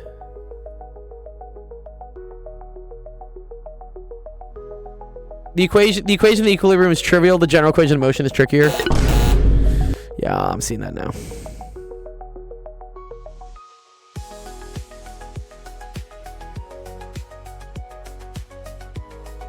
Also, I'm getting that there isn't an equilibrium at 4 radians per second.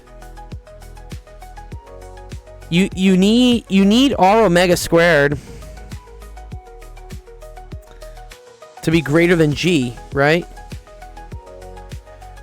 Because if it's not, then you're trying to take the arc cosine of something that's like greater than 1. You can't have that. So I don't think there is an equilibrium position for this one. Maybe for 7 there is though. Okay. How would you do it with a Lagrangian for the equations of motion? I'm just curious. Come here, chat. Come here, chat. I know it's like T minus V or something.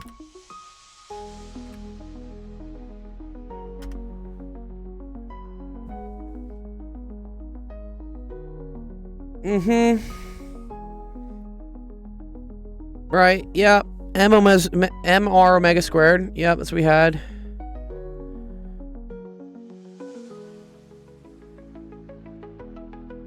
Okay, so then what do you say? Gravity is mg. Newton's law along the circular track. Oh, very cool.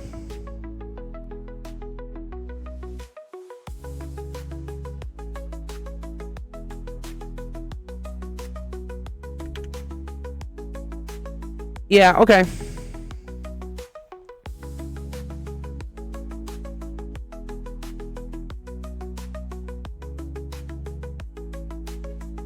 mg's downwards. You have a centrifugal force, m omega squared rho, where rho is r sine theta. I think we wrote that, right? Yep, see? This is rho's r sine theta. Decompose the centrifugal force along the tangential direction. Okay. So they're saying how much of this is in the tangential direction? Okay. So that's like how much is in that direction. So it's that, and then it's cosine theta. Let's see why that is.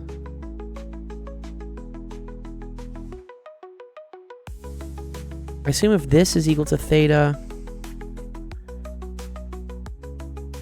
Oh, then this is also equal to theta. Yes, I do stream. I do stream a lot. Pretty full time, I think. Right? This is tangential.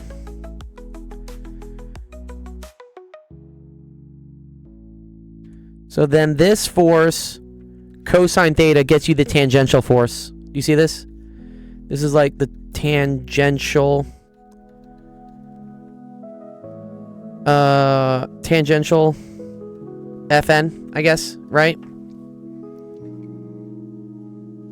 So M omega r sine theta cosine theta, which is what we had. You literally have an exam on this on Friday? Yeah, dude. Yeah, you dude. TikTok always knows, bro. Okay, so this is okay.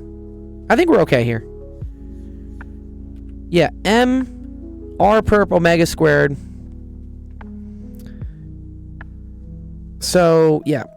Fnx is equal to M r omega squared sine theta. And then Fnx tangential is equal to M r omega squared sine theta cosine theta. R perp. Yeah. So this is, well, the R perp is R sine theta. So that's why I put that in here. Yeah. Okay. There you go. That's how you get that. Yeah. Okay. And then what do they do with that? And then they say, oh, gravity is a tangential component too. It does. It does actually, right? So in gravity's case, oh, I guess we got to do something like this then, right? Yeah. Okay. Dude, look at all the 90s we're having to deal with. Okay. So if this is theta, then this is theta. And so if this is mg, this is now mg sine theta, right? Yeah, there you go. And that's minus. Because this pulls it down. The centrifugal force, which is like the response to the centripetal acceleration, like pulls it up. Okay. So then F gravity tangential is equal to negative mg sine theta. Oh, fucking cool. Uh-huh.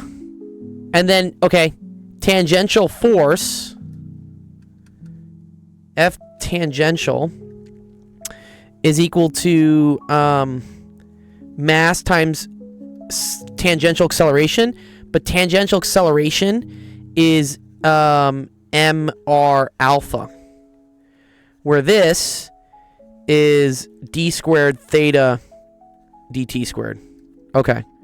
So now you have mr theta double dot is equal to this hot garbage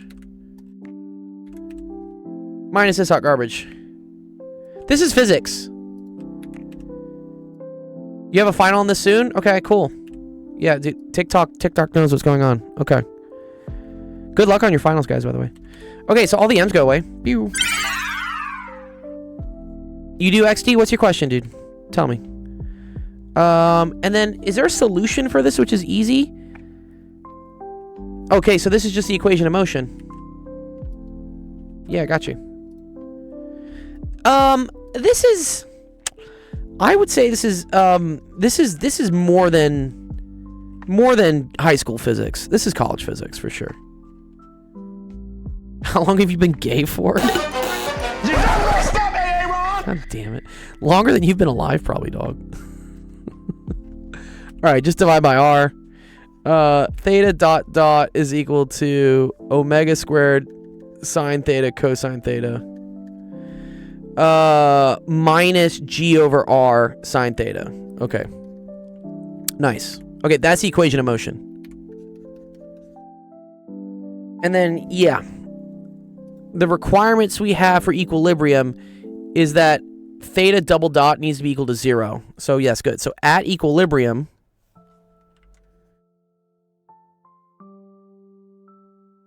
theta double dot is equal to 0. Which, I'm pretty sure we're going to get the same answer we already got. That's actually really cool. So, if I move this over in that 0, I get G over R sine theta equals omega squared sine theta cosine theta. Sine thetas cancel. And so, I get that cosine theta is equal to G over R omega squared. Which, look, that's the same thing we got here. Very cool. Okay. And that's how you find the equilibrium position. But I don't think it works.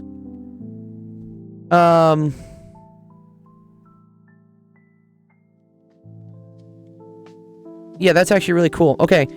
So, the first one doesn't work, right? Right. Omega is less than that, so there is no equilibrium. Well, the equilibrium is at 0. It's just when it hits the ground. And then at 7, okay.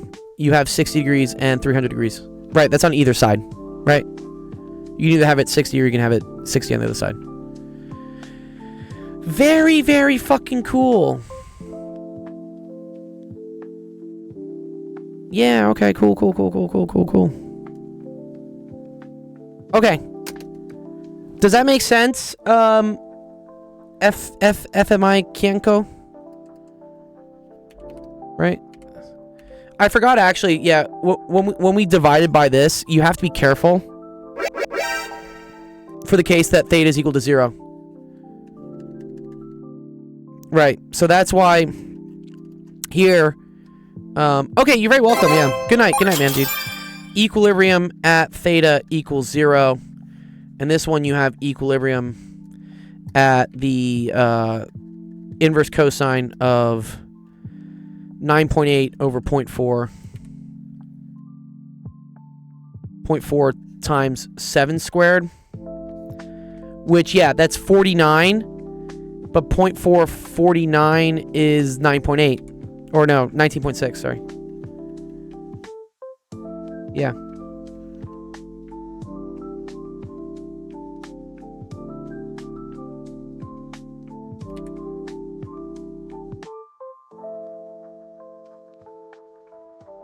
$60 degrees. Yeah.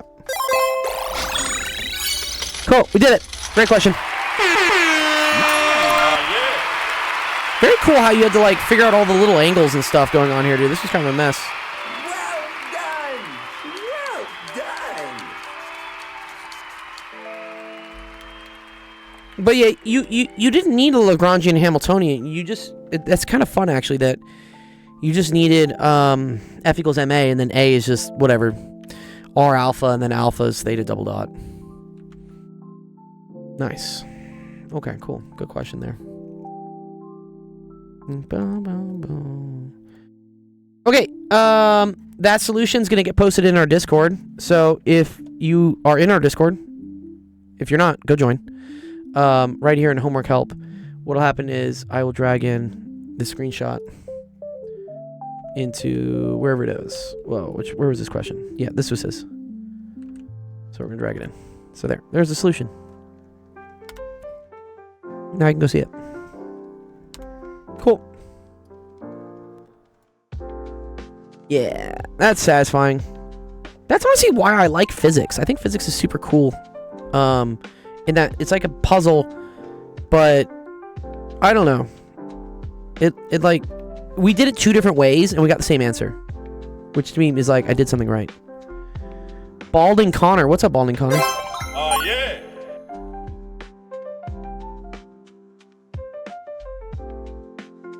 Okay. Prime gave me this question. What is this question, by the way? What are you asking me with this question? You just submitted this. Prime, you want to tell me what you want me to do with that? He's asking me to factor it? Oh. I don't think you can factor this. What? Oh, that's okay. Yeah, welcome, dude. Yeah, there's cheese in the back. Go grab yourself a Sprite or something. Just hang around, dude. Balding gold, dude. I'm already balding. Like, look at my hair. My hair is slowly losing itself.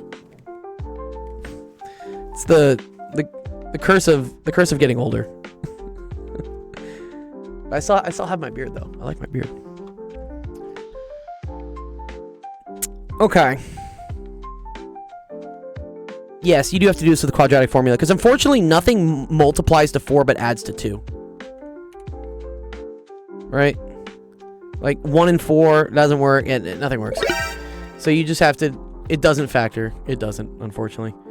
So, Dan says, wait, never mind. Yeah. Quadratic formula does work.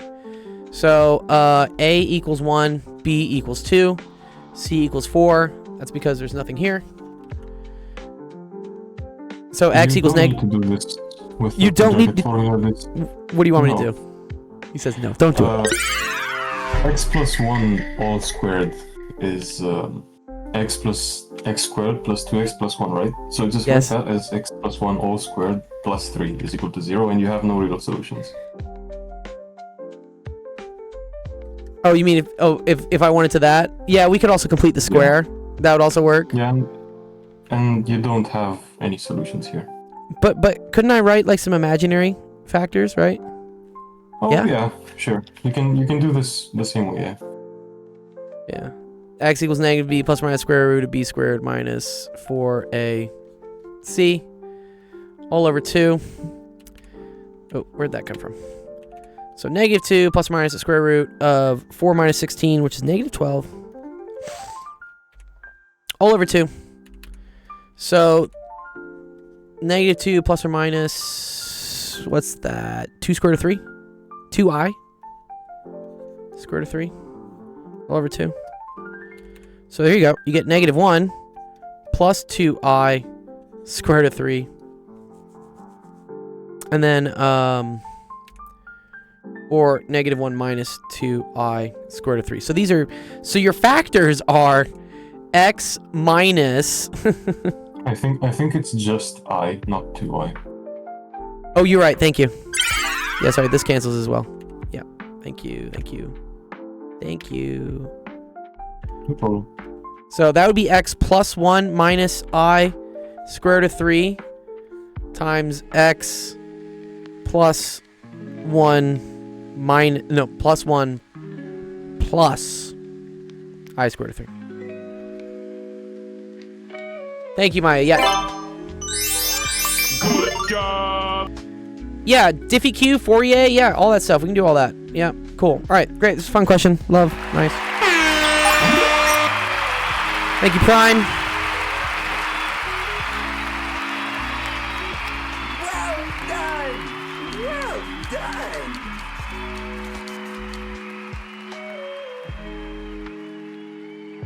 I equals the square root of negative 1. That is true.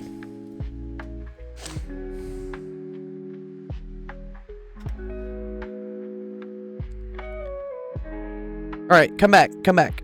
All right, let's see. Bruh, what do you got for me? Oh, Jesus. Someone's asking me engineering questions. A 2-stage compression refrigeration system.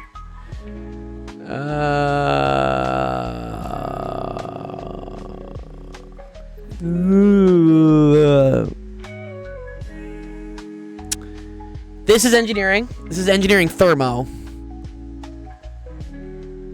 Yeah, saturated liquid, flash chambers. Oh, Jesus. Yeah, I can't do this.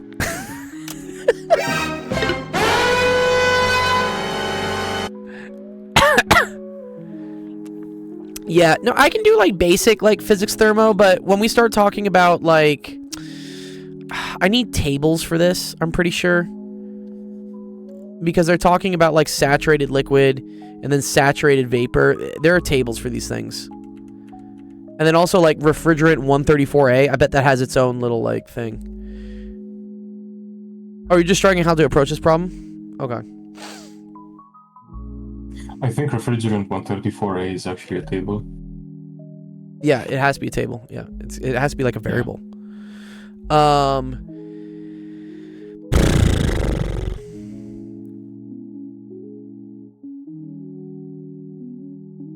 Yeah, this is engineering thermo, which I don't know. Okay, but you know who does know? Chat knows. Chat's very good at engineering. Let's learn from chat.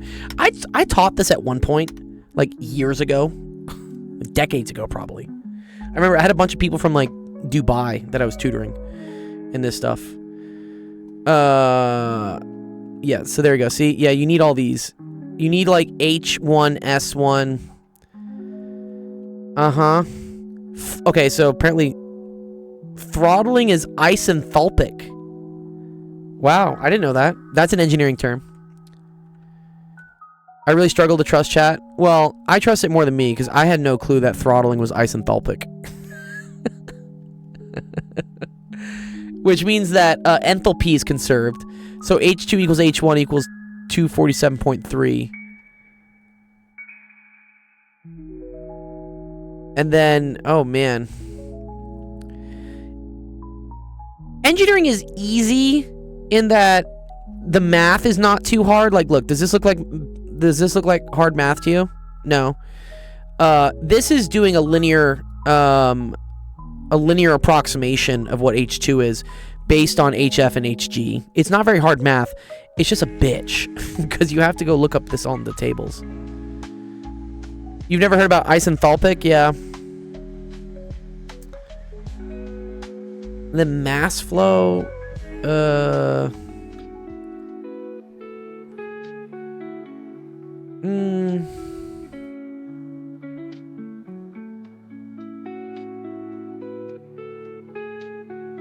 yeah. I mean, some of the stuff looks right. Like m dot ql is big Q, big Q dot. And then, yes, I remember coefficient of performance is Q dot over W dot. What's up, Feminomenon? My man. Yeah. If I was an engineer, I could figure this out, but I have not done this. But you know what I'll do? I'll still put it in my Discord, and maybe one of the engineering friends I have will solve it. So, stay tuned. We'll see. Okay. Let's see. Just because I know I can't solve it that quickly. I'd have to learn it.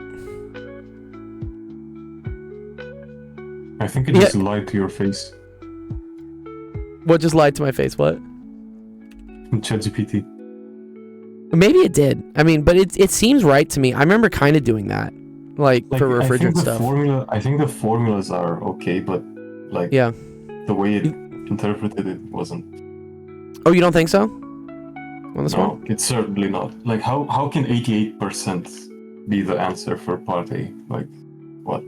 The fraction of the refrigerant that evaporates? Yeah, I mean that would suck. Like you know. how does 88%? Like Maybe it's just a terrible fucking refrigerator. that makes no sense. Yeah. Yeah. This is just like it's too specific. It's specific to like refrigerators. Like I don't know anything about refrigerators. I fixed many refrigerators, but I don't know like how they actually work. You're welcome, Javik. All right, you want to do this one, Narosky? Yeah, sure. Let's do it. Let's learn some stuff. This one was actually on my 10th grade. Your 10th grade thing. Okay. So Yeah, function. national So complex. is this complex plane maps to complex plane? Yeah. Such that omega f of z W. or w. Okay, such that the magnitude of wfz plus is this zfw? Yeah. Is equal to 2 times the absolute value of z minus w for all z and omega are in the complex plane. Find all solutions f. Okay. Is w's a number, yeah? Yeah, W and Z are complex numbers. Yeah. Not strictly imaginary, just complex. Okay, so we have this. This is what we're saying? Yeah, this is what we have. Is equal to 2 as values. You need to memorize the unit circle, Mahad? No, dude, don't memorize it. You only need to know 2 triangles. 2 triangles. All you gotta know is 2 triangles. You can solve it. Go check my TikTok. The very, very bottom. It's one of the first videos I've made. Talks about how to do the unit circle without memorizing. Go do it. Okay. Ryan Bush says product with conjugate. It's not Z minus W, it's Z times W. Oh, that's Z times W. Okay. Yeah. Or I'm just gonna do this. Okay. Okay. And I need to find all functions f that do this? Yep. Ooh. Yeah. That's what we're trying to find out. Is equal to 2zw. Z times W. Oh, so wait. So this needs to go to Z and this needs to go to W. Right? Kind of. In order to get WZ plus ZW, which absolute value of that would be 2ZW. Yeah. What you did right now was giving values for the function, which is not allowed. Well, I'm gonna figure out what the function does. Yeah. Wait, Kind of. can, I'm can not, f I'm of not x just allowed- equal x? Can I just say that? That is a solution, but it's not general. It's not the general solution. It's not I'm just general, gonna give dude? you- Yeah. If I would tell you where you're going wrong right now, you would have the solution. I'm just going to say that. Oh, okay. All right, give me a That's, second. that is a big hint. If you were to tell me where I'm going wrong on this.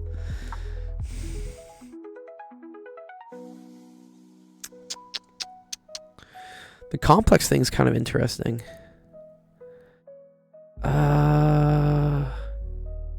Absolute value too. Give values for z. Can I and say w. can I say f of x equal to negative x? That technically works as well. That works as well. Yes. Yes. Okay. So you have found two solutions. You only have an infinite amount more. That's dope. Surprise, motherfucker. Oh no, dude! Only an infinite number. Find all such functions. Okay.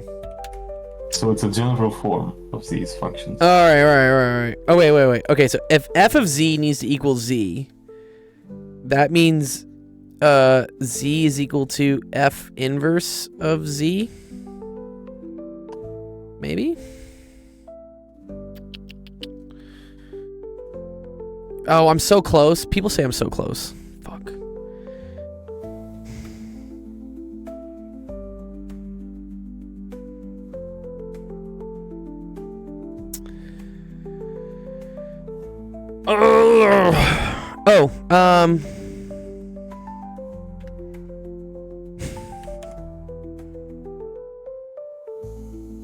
Z e to the 2 pi I? Wait, this is 1. Wait, Psycode says if f multiplies z by a but divides omega by a, then you also get it. Oh, okay. Wait. If f multiplies z by a but divides, and wait, z and w are just like whatever, but divides w by a, then you also get it.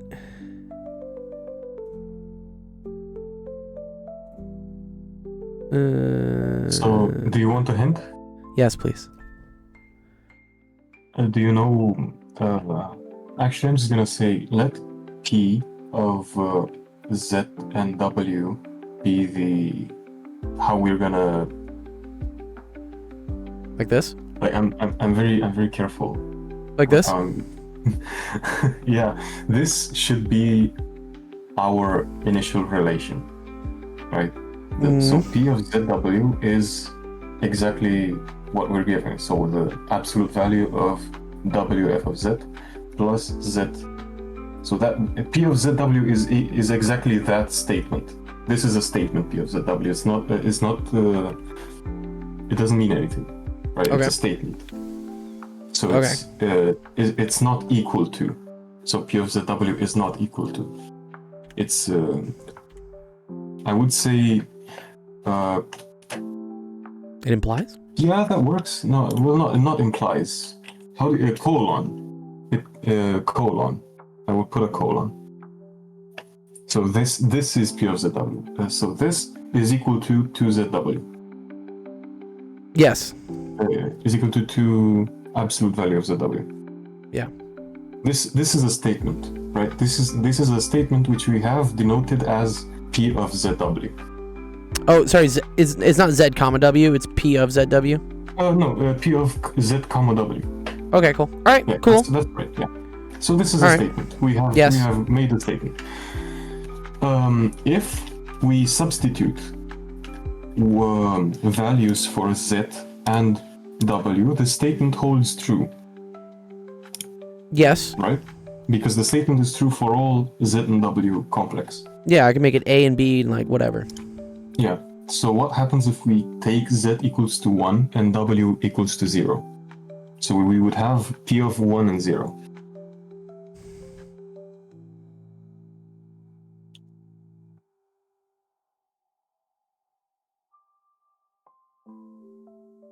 Mm-hmm.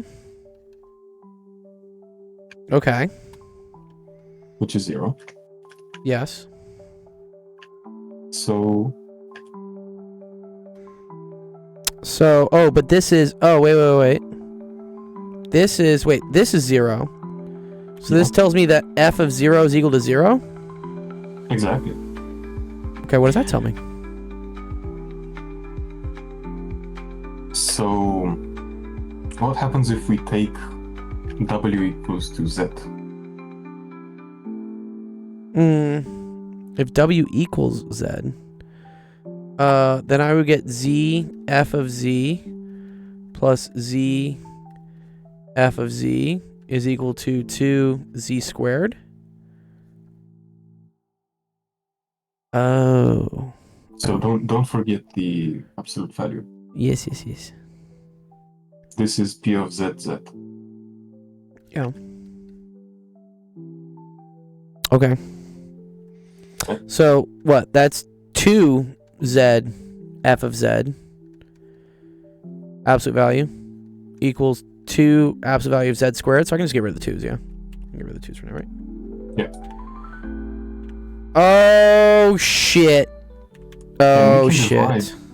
So F of z is equal to the absolute value of z. absolute value of z. Yeah. So absolute value of f of z is equal to z. Wait, so f of z is just equal to z? Okay. Wait, no. No. No, because we are in the complex plane, right? So we cannot just take out the. Oh, okay, just take It's out. very important. It's very important we do not get rid Yes, of Paul the Cement, I'll do it. absolute values. Okay, so wait. So absolute value of f of z is equal to the Yeah. absolute value of z squared divided by the absolute value of z. Yes? Which is just the absolute value of z. Yes. Okay, so absolute value of f of z is equal to the absolute value of z. Yes. This is what we have figured out. Okay. So what we have proven so far is that the absolute value of f of z is equal to the absolute value of z, and f of 0 is equal to 0. This is 2 things we have so far. Yeah. Right. For this, we would have gotten 2 points on this question out of 7. Okay. So it's good progress. Not great. But still not terrible. Not terrible, yes. So what if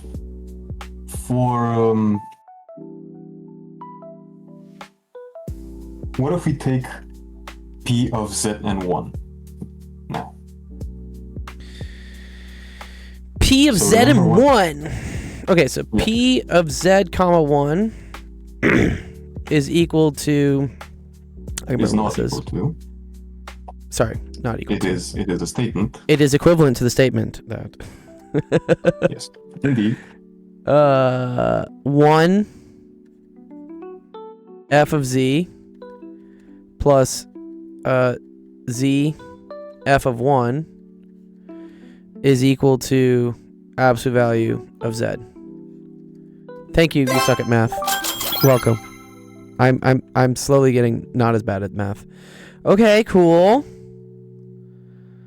But we said f of z is equal to z. No, the absolute value of f of z. Right? Fuck. But Okay. it's close. What we do know is that if by the triangle CAFG. inequality, right? What can you do with the triangle inequality? Ooh, okay, with the triangle inequality, I know that absolute value of f of z plus z f of 1 has to be greater than or equal to absolute value of f of z plus absolute value of z f of 1.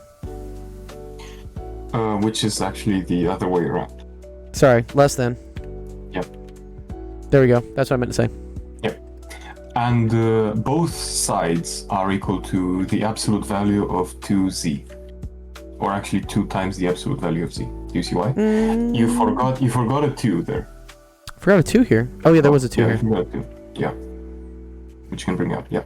And both sides here are actually equal to that. Okay. Because now you can use what you know. You know that the absolute value of f of z is equal to absolute value of z, right? On Yes. the right hand side, you know the first one is actually equal to that, and Yeah. z times the absolute value of 1. Well, we already know that the absolute value of f of 1 is 1. Yeah. Yeah. So this is just absolute value of z again. Again. Okay. Which is what we What we expected. thought before. Yeah. Right. Yeah, we expect that. So we have an equality case in the triangle inequality. Do you notice? Yes. Yes. So F that, of that z actually plus z f of 1 has to be less than 2z. 2z, right? yeah, but so then we have an equality case in the triangle inequality. So what happens if we have an equality case for f of z? Oh, in order for these to be equal, f of z has to be equal to f of 1. Or, wait, no. So no, what we know from triangle inequality, what happens if we have an equality case is that f of z must be equal to a coefficient, let's call it lambda of z, right? Lambda sub z. So it must depend on z times f of 1 times z. Do you know this? I don't know this. Hold on, let me pull it up for you real quick. Nice. Sly John says, what math is this? This is like kind of, I think this is like real analysis. It's like competition math. And then Fetty asks, why do I find linear algebra very hard?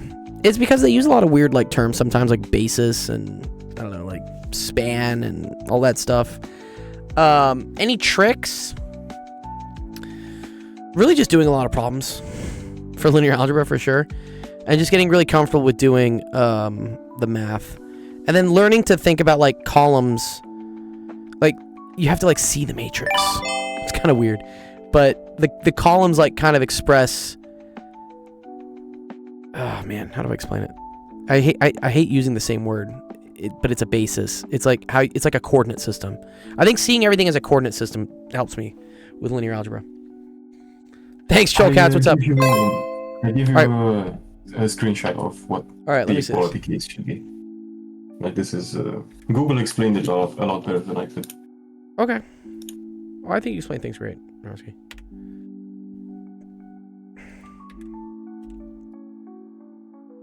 Okay, the equality condition for a triangle inequality a plus b is greater than c occurs when the 3 points form a degenerate triangle, which means they lie on the same straight line, so the triangle has 0 area. Okay. Got you. Right.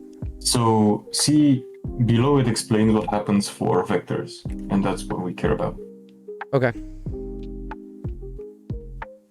I see. Right. So yeah, they are non-negative scalar multiples. Yeah. So that's what we have to have right here. Okay. So our vector v is actually a function which holds, right? That is true. And our vector u is a complex number. Z. Okay. Actually, f of 1 times z is Yes. the other complex number. Yeah. So there must be a lambda greater or equal to 0 that depends on z. Such that holds. F of z. Yeah, exactly. Okay. So we have actually found a form, kind of, for f of z. Now we have to kind of turn this into something less ugly. ugly. Exactly. Yeah. Well, I know f of 1 is equal to 1, right? Well, you know that the absolute value of f of 1 Absolute value is of f1 is equal to 1. Yeah, it's very important. Don't forget. Okay. So that's a very nice next step. So because you made that mistake, what do you think about doing now? Like you know something about I want the to put absolute but values. You want the absolute values, right? Because you know that lambda is a real number. It must be Right. a real number. So you can pull it out of the absolute value. Oh, take okay. absolute So I could value. do this is equal to lambda z, and then this is Absolute value of F1. Yeah, the complex absolute value, dude. Like, fuck. Yeah. Okay. Okay, so like that, yeah? Yeah. And you can separate those two absolute values. So a product of absolute values is the Okay. absolute value of a product.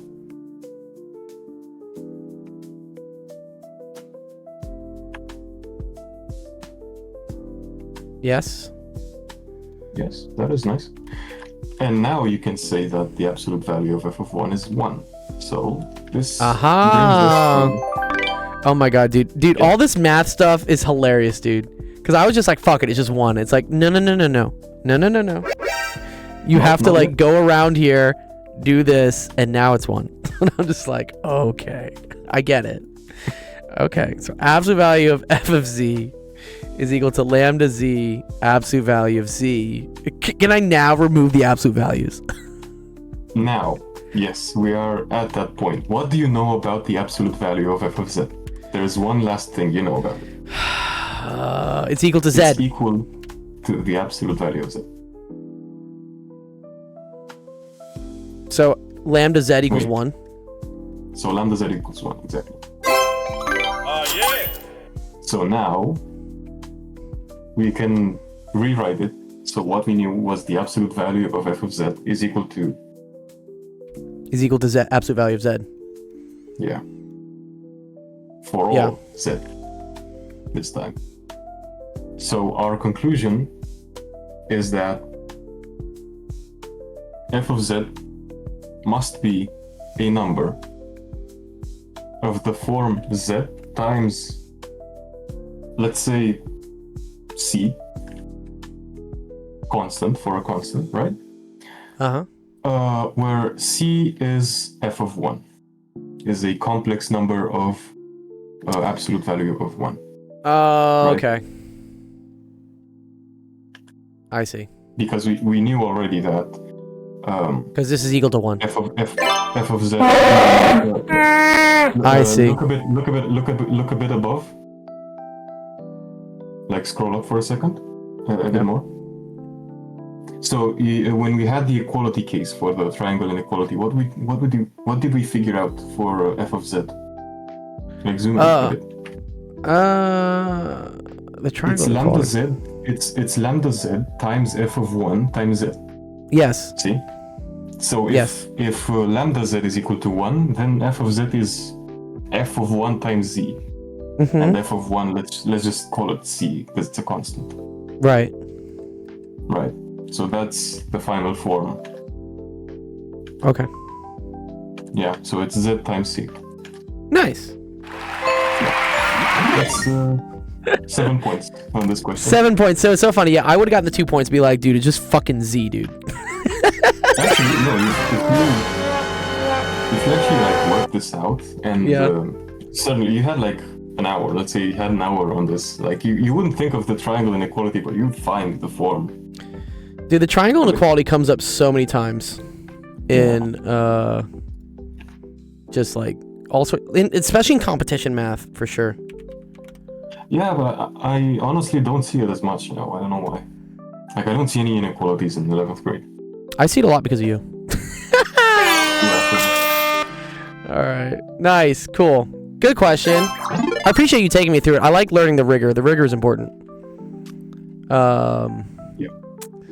All right. Let me see. Johnny, you gave me a ton of questions here. I'm not going to do all these. Which one do you want? Johnny. Or you submitted it twice. I don't know how you submitted it twice. The bot shouldn't allow you to submit it twice. And then Paul, I do see your question. Ooh. This one looks fun, Paul.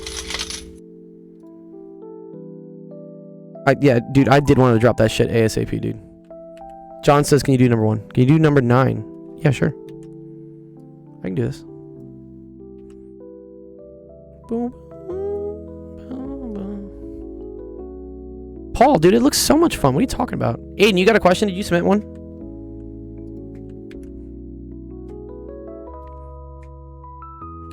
Okay. How long are you gonna go on for? I'm gonna do another 30 minutes. 9:30. Okay, well, You should go to bed, though. It's late for you. Oh, yeah. It's late Well, for you, no, dude. because I woke up like a few hours ago, right? Oh, like okay. right before the stream. So yes, I'm fine. Nice. Okay. Yeah. So I I think I'll leave you guys to it. Okay, cool. Thanks, Narosky. I really appreciate all the help today. Big round of applause for Narosky for teaching us some math today. I love it. This was great. Nice. Thank you. Yeah, I'll tune in. When's the next time you're streaming? Tomorrow. We'll stream tomorrow. And then I think we'll stream next week. But definitely tomorrow. Okay, maybe I'll come in tomorrow. All right, cool. Love it. See ya. Enjoy. Okay. Find the volume. So volumes for these types of things, these are kind of nice. You just find what the like the two-dimensional area is, like the area of this, John. And then you just multiply by like how many of those are. So like the thickness of it. So this would be, so for the triangle, right? This would be equal to 1/2 base times height. So that's equal to 1/2. We're going to keep everything in millimeters. 7.2 times 6.5. All right, so you can get that on your calculator. We did prove lambda equals 1. So there we go. 0.5 times 7.2 times 6.5. That gets us 23.4. Right angle definitely helps. Yeah, 100% helps. So once we know that's 23.4, now we just multiply this by 3 to get like how many these are. This is like how many of the cheeses, right? So 23.4 times 3, and then yeah, that's equal to like 70.2, which is answer choice B. Oh, notice how they kind of said height and base here. I guess that's actually kind of cute. They put HB. I don't know why they put that in there. Does that make sense, Johnny? Where that comes from? Why? I think I can do another one of yours. This wasn't actually too bad. And that's volume. Okay. Surface area is a little tougher. Here, let's just speed run these. I can speed run these real quick for you. So we only have 3 more questions. Okay. Also, all the numbers are pretty far from each other, I feel like, which is like not bad. Or they're kind of far from each other. Okay. Surface area. So this, you have to do the surface of this, which is 5 by 17. So that's equal to 85, right? That's for this part. Then you need the area of the trapezoids. Area of a trapezoid is equal to 1/2 base 1 plus base 2 times the height. And they tell you the height. The height is this 90-degree thing here. They say is 8.4. So that's going to be 1/2. This is also like the average of the bases. So the average of 17 and 6. Because see how you're adding them up and then dividing by 2? So that's 11.5. Or 1/2 of 23, I guess. Yeah, fine. And then times 8.4. So that's 11.5 times 8.4. What do we want to call that? 88. Plus 4 is 92. Plus another 4. I'm going to call this 96-ish. Okay. But then that's also times 2. Because you have 1 here and you have 1 on the other side. So that's 192. And then you have the top part, which was a 6 by 5, right? So this is 5, this is 5. So that's 30. So whatever. This part is 30. This part right here was this. And then you got these two parts, which are 10 by 5. So that's 50.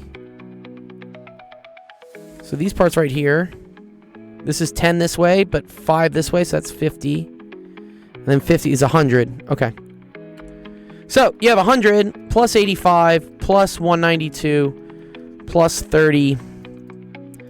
What's that? 292 332. I don't know what P is. The perimeter, maybe? I have no clue what P is. 332 plus 85 is about 417. So I'm assuming it's this one. P's perimeter. Interesting, they're making you... I don't know why you need the perimeter. Perimeter? I mean, the perimeter of the whole thing is huge. What? How do you have the perimeter of a 3D shape? Perimeter is infinite. Or maybe there's another equation he's supposed to use. This one's fun. So you have a 23 by 14, right, from here, but then you got two of those. You have an 8 by 14. You got two of those. And then the last one you have is plus a 23 by 8. And that's also times 2. So you have pairs, right? You do this number with this number times 2, this times 2, and then this times 2. Because then that gets you this amount. Let's see if we just guess this real quick. 8 times 40, 80. Or what is that? 16. This is it's like 220-ish, I guess. 46 times 8. I'll say 50 times 8. It's like 400. And then that's like 30 times 20. It's like 600. I think it's this. I think it's C. Someone tell me if I'm actually correct. And then this one. Ooh. I want to say a square pyramid is 1/3 base times height. Is that right? Or like rectangular perimeter formula. Oh, sorry, rectangular volume. Prism. Rectangular pyramid volume. Yeah. Oh, it's length times width times height divided by 3. That's actually really cool. Ha! Sorry, it was length times width times height. Okay, so that's 7.5 times 11 times 24 all over 3. 24 over 3 is 8. 8 times 11 is 88. 88 times 7, like 560-ish. Oh, dude, these guys are fuckers. Huh? Ugh. I actually have to calculate this. Damn. So close. They made the numbers too close to each other. 8 times 11 times 7.5. Wait. 8 times 11 times 7.5. 660. And that's it. Nice. Good job.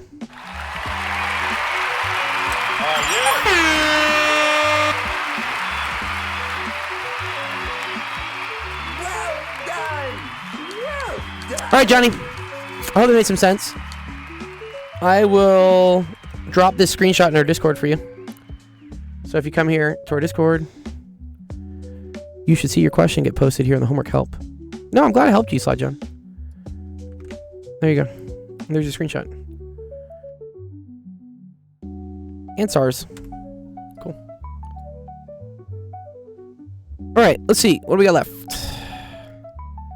Athena. Oh, Jesus. Find the first 4 non-zero terms in a power series expansion about x equals 0 for the general solution to the given differential equation. Okay. Oh, this is like ODE stuff. Oh dear. Disqualified. Which one of my friends here knows ODEs? I know one of you guys knows ODEs. What's up? Alistair, do you actually know ODEs? Maybe.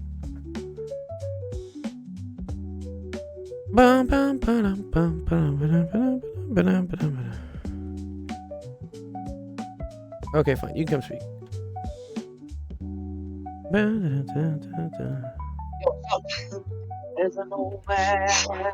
not gonna tell AFG. I'm not gonna tell AFG that I actually managed to speak. I don't want him getting jealous or something. What? Who's getting jealous? Potentially AFG since he like tried to speak earlier alongside me.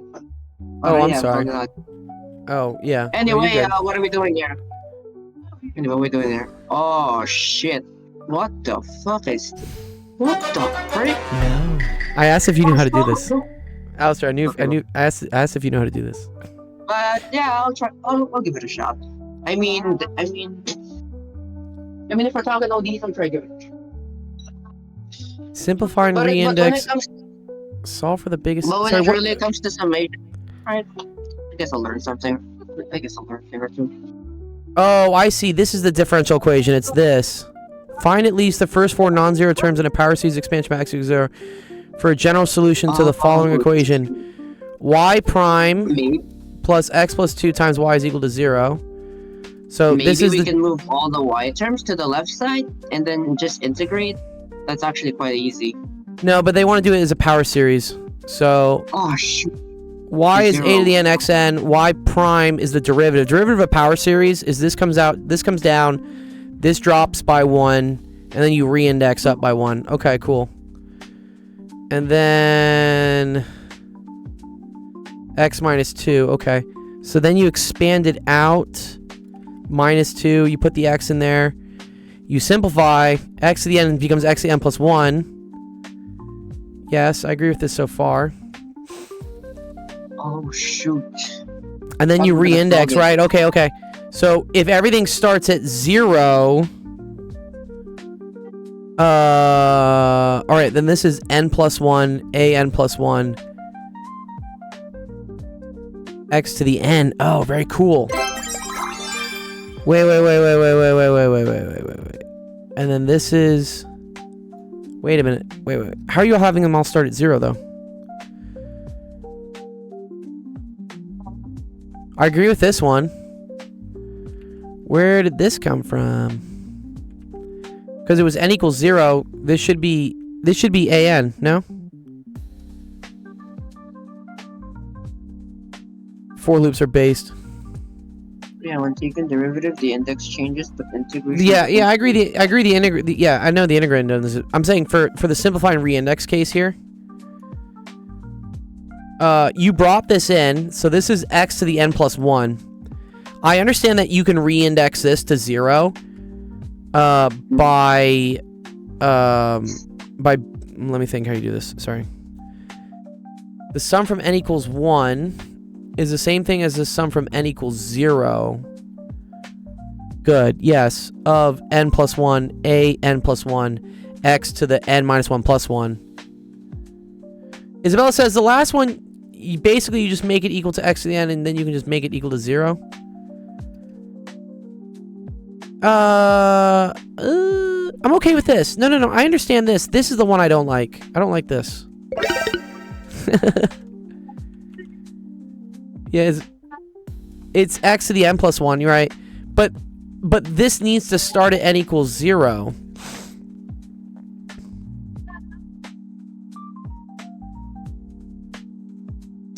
So wouldn't this still need to be an?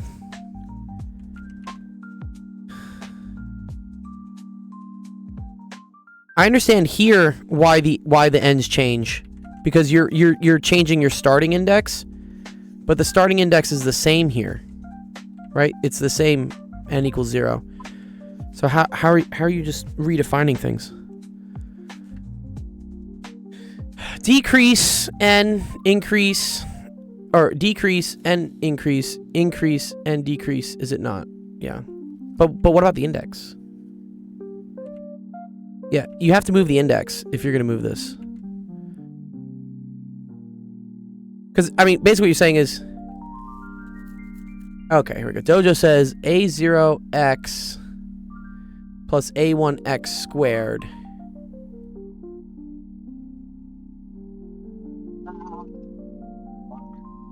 Alright, thanks, Blake.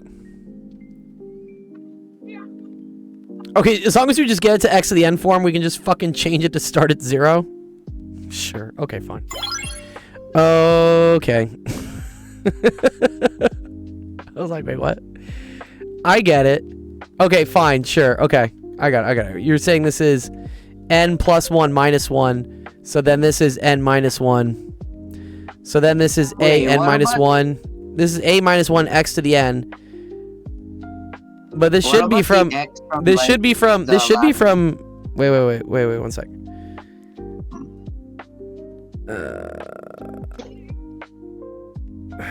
Isn't that like n minus 1 equals 0?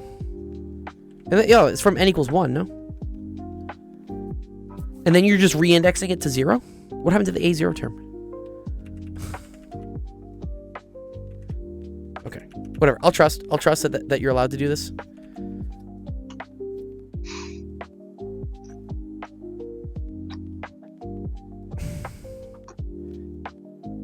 Solve for the biggest term. Well, first of all, do we know this is right?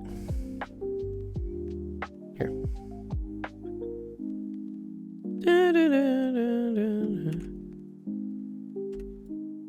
Just took my Calc 2 final on this.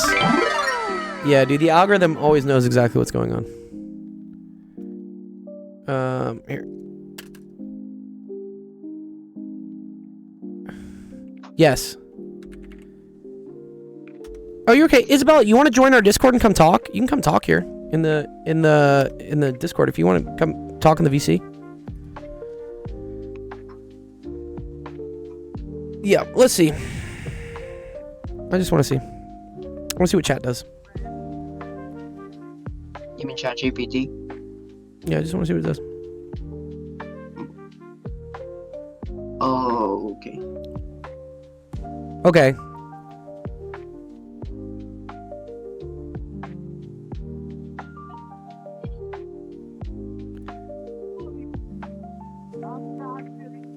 Oh, you didn't even know if anyone ever wants to know what the question is, if you go to the website actualofficehours.com and you click on the queue, and then you click on this person's username, the first question comes up.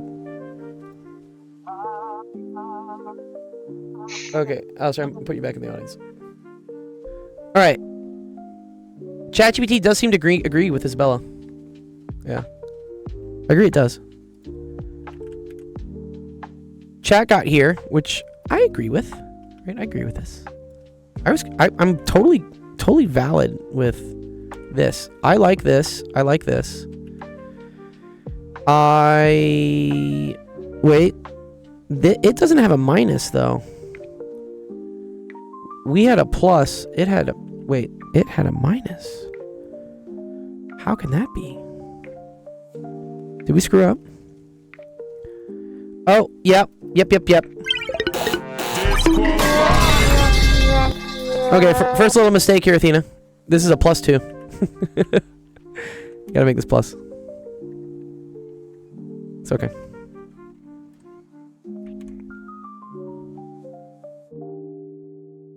Okay, now that's okay. What's up, Isabel? Is your mic working? Can't hear you yet. I'll let you know when I can. Just keep trying.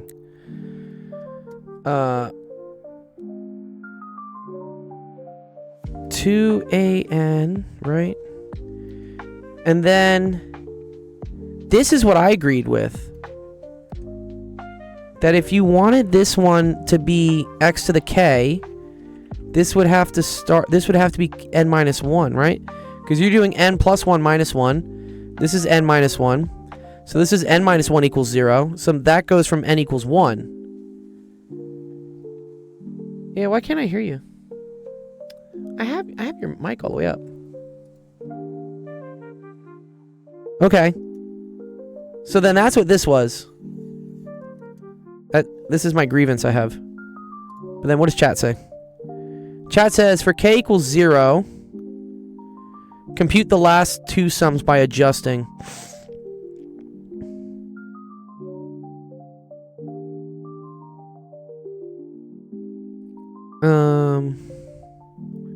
Okay, try again.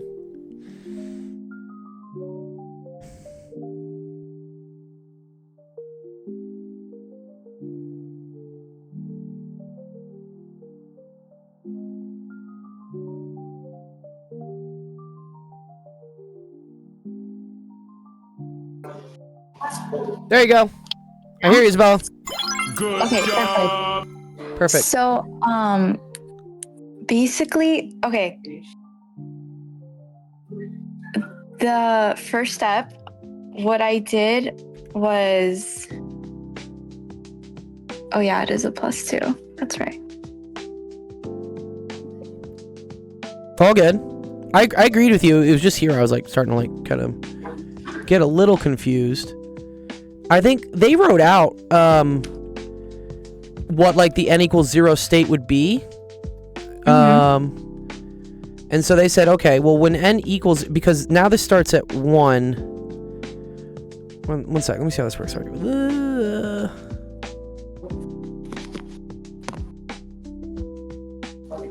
Oh, are they doing for the whole thing? Oh, okay. Wait. For n=0, where is this k+1 coming from? What the hell? Oh. Let me try to explain it as best as I can because I think Please. I maybe made a few arithmetic mistakes. But okay, first thing I did was I did y equals like just the regular definition. Yes. I The plugged derivative's into fine. the ODE, Yes. and then I distributed everything. I fixed it to a +2 on my I love end. that. It's great. And then so you distribute the x, you get n+1, right, from the exponent. Exactly, x to the n+1, and then I want everything to be like re-indexed, so then we just get an x to the n. And so what I did was for the first one I did what did I do? Oh I yeah, think- I made everything. You say like n is an equal to x like plus k+1 or something, right? Yeah, so that's exactly what I did. I did everything like n+1, and then I got everything in x to the n. And my professor, he said, as long as we have it in x to the n, I can just change everything to like start at 0, like the index to start at 0, which is a little weird because I wasn't used to that in Calc 2. That seems violent. I'm like, wait, what? He just said like as long as we have everything in x to the n, like just change it to 0, like our index to 0, because once you start plugging things in, like it'll make sense why it's just going to be the same thing. But so I got the first one to x to the n by doing like n+1 times a to the n+1, and then so for the second one I needed it to be like x to the thing. I needed to be to like x to the n again. So I did -1, and then my summation would go from n=-1 to infinity, and then that would change everything to a to the n -1. And then since it's just at x to the n, again, I just changed it to 0. And then the last one was already in like x to the n, so I just left it as a sub n. Yeah, this one's great. I'm cool with this one for sure. Yeah. And I think they are too as well. They like this. This is fine. This is fine. This is the one we were kind of debating about, right? Because that's where I think this should still start at 1. If you're gonna this middle one right here, which is the last one in ChatGPT. I think that one should still start at 1. That's what I thought as well, but your professor says that just because I have this and this and this, I can just re-index this to 0. Like my professor explained it in such a weird way. I think I might be getting confused, but he told me that pretty much as long as I get everything like into x to the n, I can just re-index everything like to 0. But then that confused me because when I was actually like solving for it, everything kind of got messed up. Which is why I got stuck, because then you have to like plug in like n=0, n=1, n=2 to find the non-zero terms.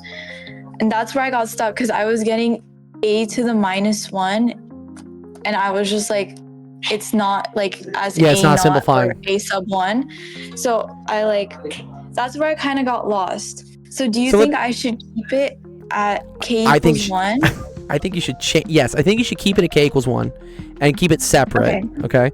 And then I'm just looking at what chat does. Chat says, okay, well, let's try n=0. Let's try n=1 and see what we get. So when you do n=0, right, you're not even looking at this term, right? You're just looking at these two. And so that gets you the n+1 a to the n, a to the n plus 1, right? A to the n plus 1. And then that's x to the 0, which is just 1. And then you have plus 2an, x to the 0, whatever, cool. So that equals 0. Or sorry, 2a0. So this was a... Wait. Yeah, wait, one sec. Yes, okay. This is an, right? Equal to 0. So this is n plus 1, a1 plus 2, a0 is equal to 0. And then, if n is 0, okay. Then that just gives me a1 plus 2a0 is equal to 0. Yeah, chat got that, and I was really confused how I get it now. You just have to treat this one separate from the other two that you're grouping. Okay, and then that makes sense. Okay. Thank you so much. All right. Is that all of it? Does that solve it? Like, I think there's more to it. No. I can solve the rest of it. A few of them, but yeah, it's pretty much done already. Okay, cool. Yeah, tell your professor, like, no. You can't just, like, re-index that. Like, you lose the constant. Yeah. Thank you. I appreciate it. You're very welcome as well. Thanks for the question. Wow. There we go. See, professors make mistakes sometimes. I really do.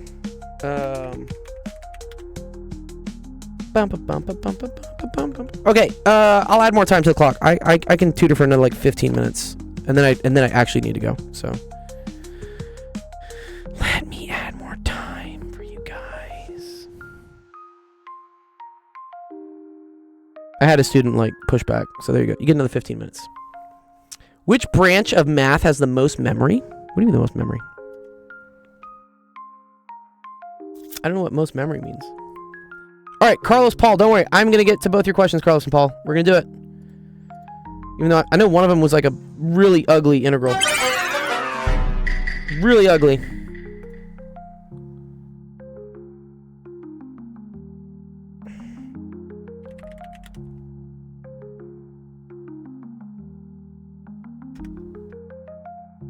Oh, you got to memorize the most amount of stuff? Ooh.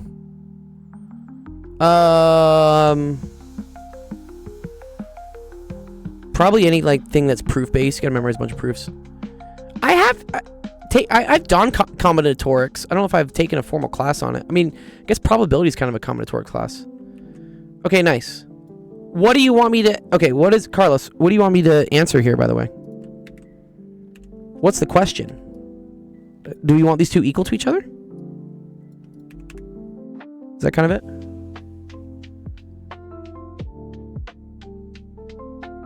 Is there a solution to this? So, I forget how this works. Is this just like x to the 4th? Oh, find the area of the integral. Ooh. Oh, like, okay. Well, I gotta figure out where they intersect though, right? Okay. So, yeah, first thing is find intersection points, Carlos, right?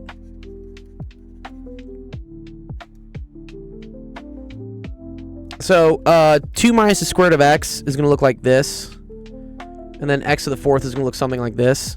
So, I need to solve for one of them where it's 2 minus x. And then solve for the other one where it's 2 plus x, if that makes sense. Right, I got to find these whatever these intersection points are. So, I'm going to say x to the 4th is equal to 2 minus x. Or x to the 4th is equal to 2 plus x. Kind of ugly. X to the 4th plus x equals 2. X to the 4th minus x equals 2. I don't fucking know. Can I just use Desmos to find this intersection point? I really don't know what it is. How's the stream going? What's up, dude? It's been like forever. Yeah, we've been going a little bit longer. 3.5 hours today. We're gonna go 3:45. Yeah. Damn. That's Yeah, I remember it used to always be 1 hour teaching, then 1 hour. Right, and then we gaming. play an hour of gaming. Yeah, right. Yeah. Then quickly I started getting like way too many questions getting asked. Yeah, way too many. Now it's like we only get 1 day of playing, and I think we only play for like 2-3 hours. Yeah, I know. Life. There we go. There's my intersection points. I'm just gonna pretend I have them. I don't know how to solve that analytically. Second calc. Yes, that's what I'm doing. So I'm finding where they equal each other by using a calculator, because I'm just running out of time to be able to figure out exactly where it is. Oh, it's at 1. Duh. Oh, fucking stupid. Okay, thank you. Yes, 1 to the 4th equals 2 minus 1. That is true. And then I bet negative 1 to the 4th is equal to 2 plus. Wait, what was it? Was the other one negative 1? We think.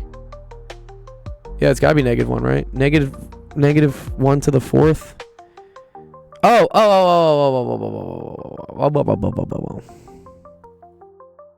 How is that gonna work actually though? Okay. Anyways. Intersection points. All right. Even functions, buddy. You done messed up, I messed up. Okay. So that's at x equals 1 and x equals negative 1. Okay. Cool so far. Also, this is going to be a piecewise function, right? Do you see how, like, it's one function here and then it's another function here? And it's obviously the top function. So we're going to do the integral from negative 1 to 0 of the top function. So this function is 2 plus x. Here, let me, like, draw it separately for you real quick. And then I think it actually does something like this.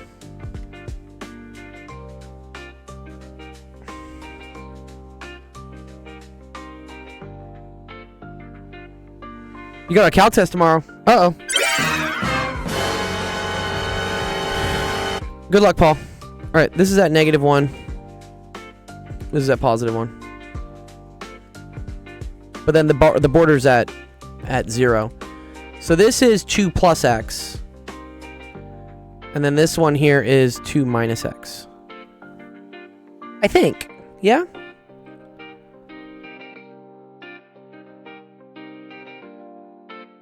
Okay. So the first integral is, and again, it's top minus bottom. So that's going to be 2 plus x minus x to the 4th dx. And then we're going to do the integral for the next half, which is going to be from 0 to positive 1. And that's going to be 2 minus x minus x to the 4th dx. Good so far, Carlos? I guess you could kind of figure out that this intersection is at 1 and negative 1 by inspection, which is like kind of just to guess some numbers, but otherwise graphing calculator works too. Again, even functions, so yes, so Dojo's right. Because this is symmetric and even, I technically only need to calculate one of them. And then just double it. Yeah. Alright, anyways, so this is 2x plus x squared over 2 minus x to the 5th over 5, evaluated from negative 1 to 0. So the 0, 1 goes away. And so this is going to be negative 2 plus 1 half. Or then it's minus, right? So it's this minus this. So it's minus negative 2 plus 1 half plus 1/5. Okay, cool. So what is that? 2/10 and 5/10 is 7/10. So negative 2 plus 7/10. Okay, so it's equal to 1.3 times 2. 2.6. He drew x to the 4th under the axis. I'm sorry. There you go. Are you guys happy now? Okay. And then just double it. Cool. Makes sense? Yep. Nice. Cool.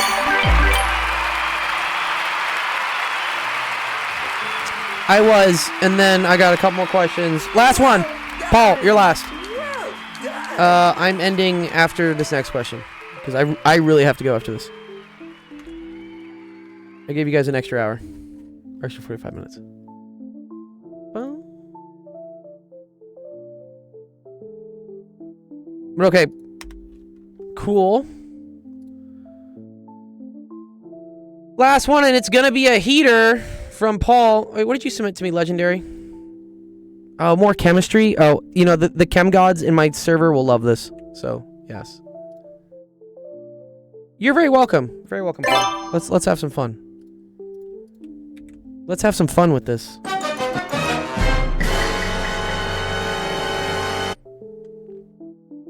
Okay.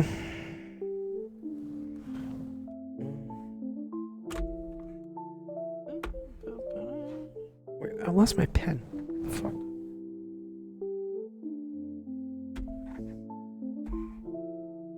There it is. R squared everywhere. Yes. Okay. Yeah, in spherical coordinates, x squared plus y squared plus r squared, or plus z squared, is equal to r squared. We agree with this, right? So this is really e to the negative r squared over r dv, but then this is the tricky part. E is the region bounded by the spheres. Oh, okay. This is easy. So you're just going to go from r equals 1 to r equals 3. dv is dickish, but no, that's fine. Right? Yeah. Oh, we ran out of time on the music. Sorry. There we go.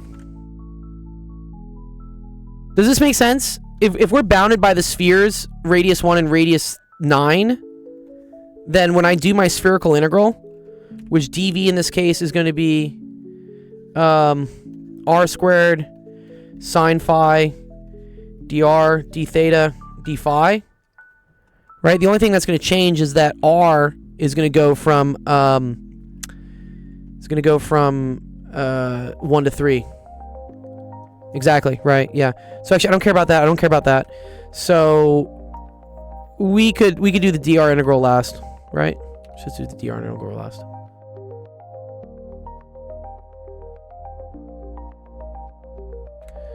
Okay, so then it's this from 1 to 3, Paul, for dr, and then d phi. I always forget which one this is. I think this is 0 to pi, 0 to 2 pi, and then this is e to the minus r squared over r. Oh, this is beautiful, actually. Look at this. Okay,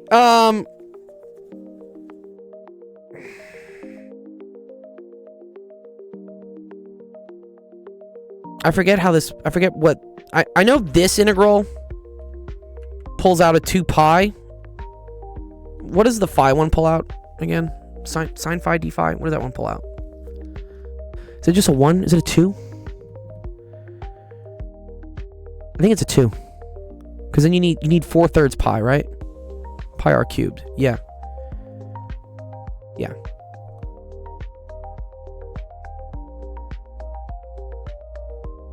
Okay. Do these two integrals. You get 4 pi.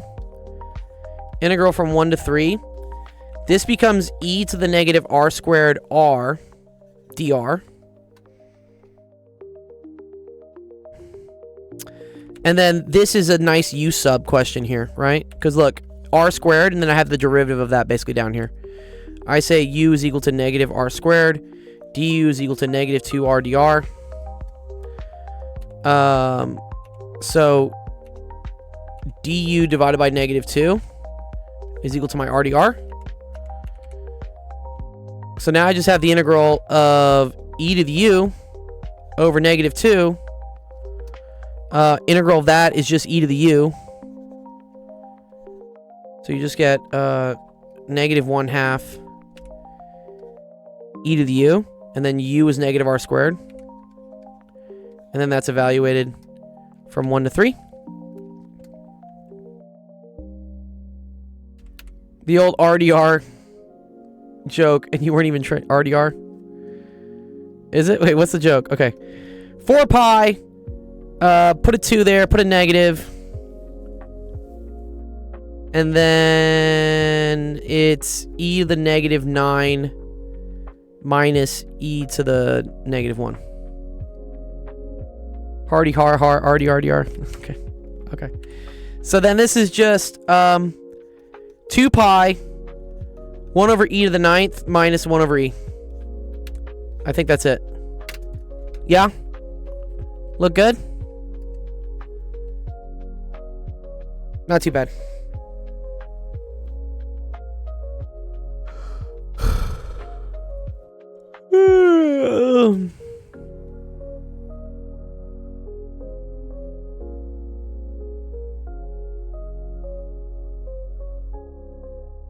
The e to the 9 e to the minus 1 to switch, but yes, very good. Okay, awesome. Oh, right, because there's a negative. Right, because there's a negative, sorry. Right, negative goes the other way. There you go. Yes, that is correct. Good. Awesome. Forgot about the negative. Sweet Paul. Not too bad. Good luck on all y'all's finals that are coming up. We'll still have another stream tomorrow, by the way. So, feel free to come by, get some help. So, Paul. What's secant of x? 1 over the cosine of x, right? Nice. Okay, cool. All right, that's it. I gotta go. Let's end the stream. All right, thank you everyone for coming to Actual Education Office Hours today. Really appreciate all the questions. Again, good luck with all your finals and everything. If you just found us today, make sure you go to the website actualofficehours.com. Join our Discord. That's where I post all the questions. So even if I didn't get to your question today, which is only legendary today, because we went an extra 45 minutes, it'll be in the Discord, and I'm sure one of the chemistry people would love to help out. So yes, awesome. Take care. Enjoy. If you want more help, we're on tomorrow. Click that button. Streaming schedule. You will see we have a stream tomorrow starting at 4 p.m. So come on by. We'll help you out. Make sure you finish the year strong, and then you can enjoy the holidays without being scared of your grades. Okay, we're gonna go raid another channel. So if you're following us on Twitch, which is the best platform to go watch us on, go find us on Twitch too. If you found us on TikTok, there's a link there in the website. Go follow us on Twitch. We're gonna go say hi to another one of our friends who's on that I haven't raided in a while. I feel like I've raided almost everyone these days. Chill and cozy vibes. Who are these people sometimes? Okay, we'll just say hi to Science. Science is great. Okay, cool. Go say hi to Science. He's an awesome science streamer. We like him. All right. Enjoy the rest of your Wednesday. We will see you on Thursday. Peace. Mr. the Geek, GG's, you wonderful soul.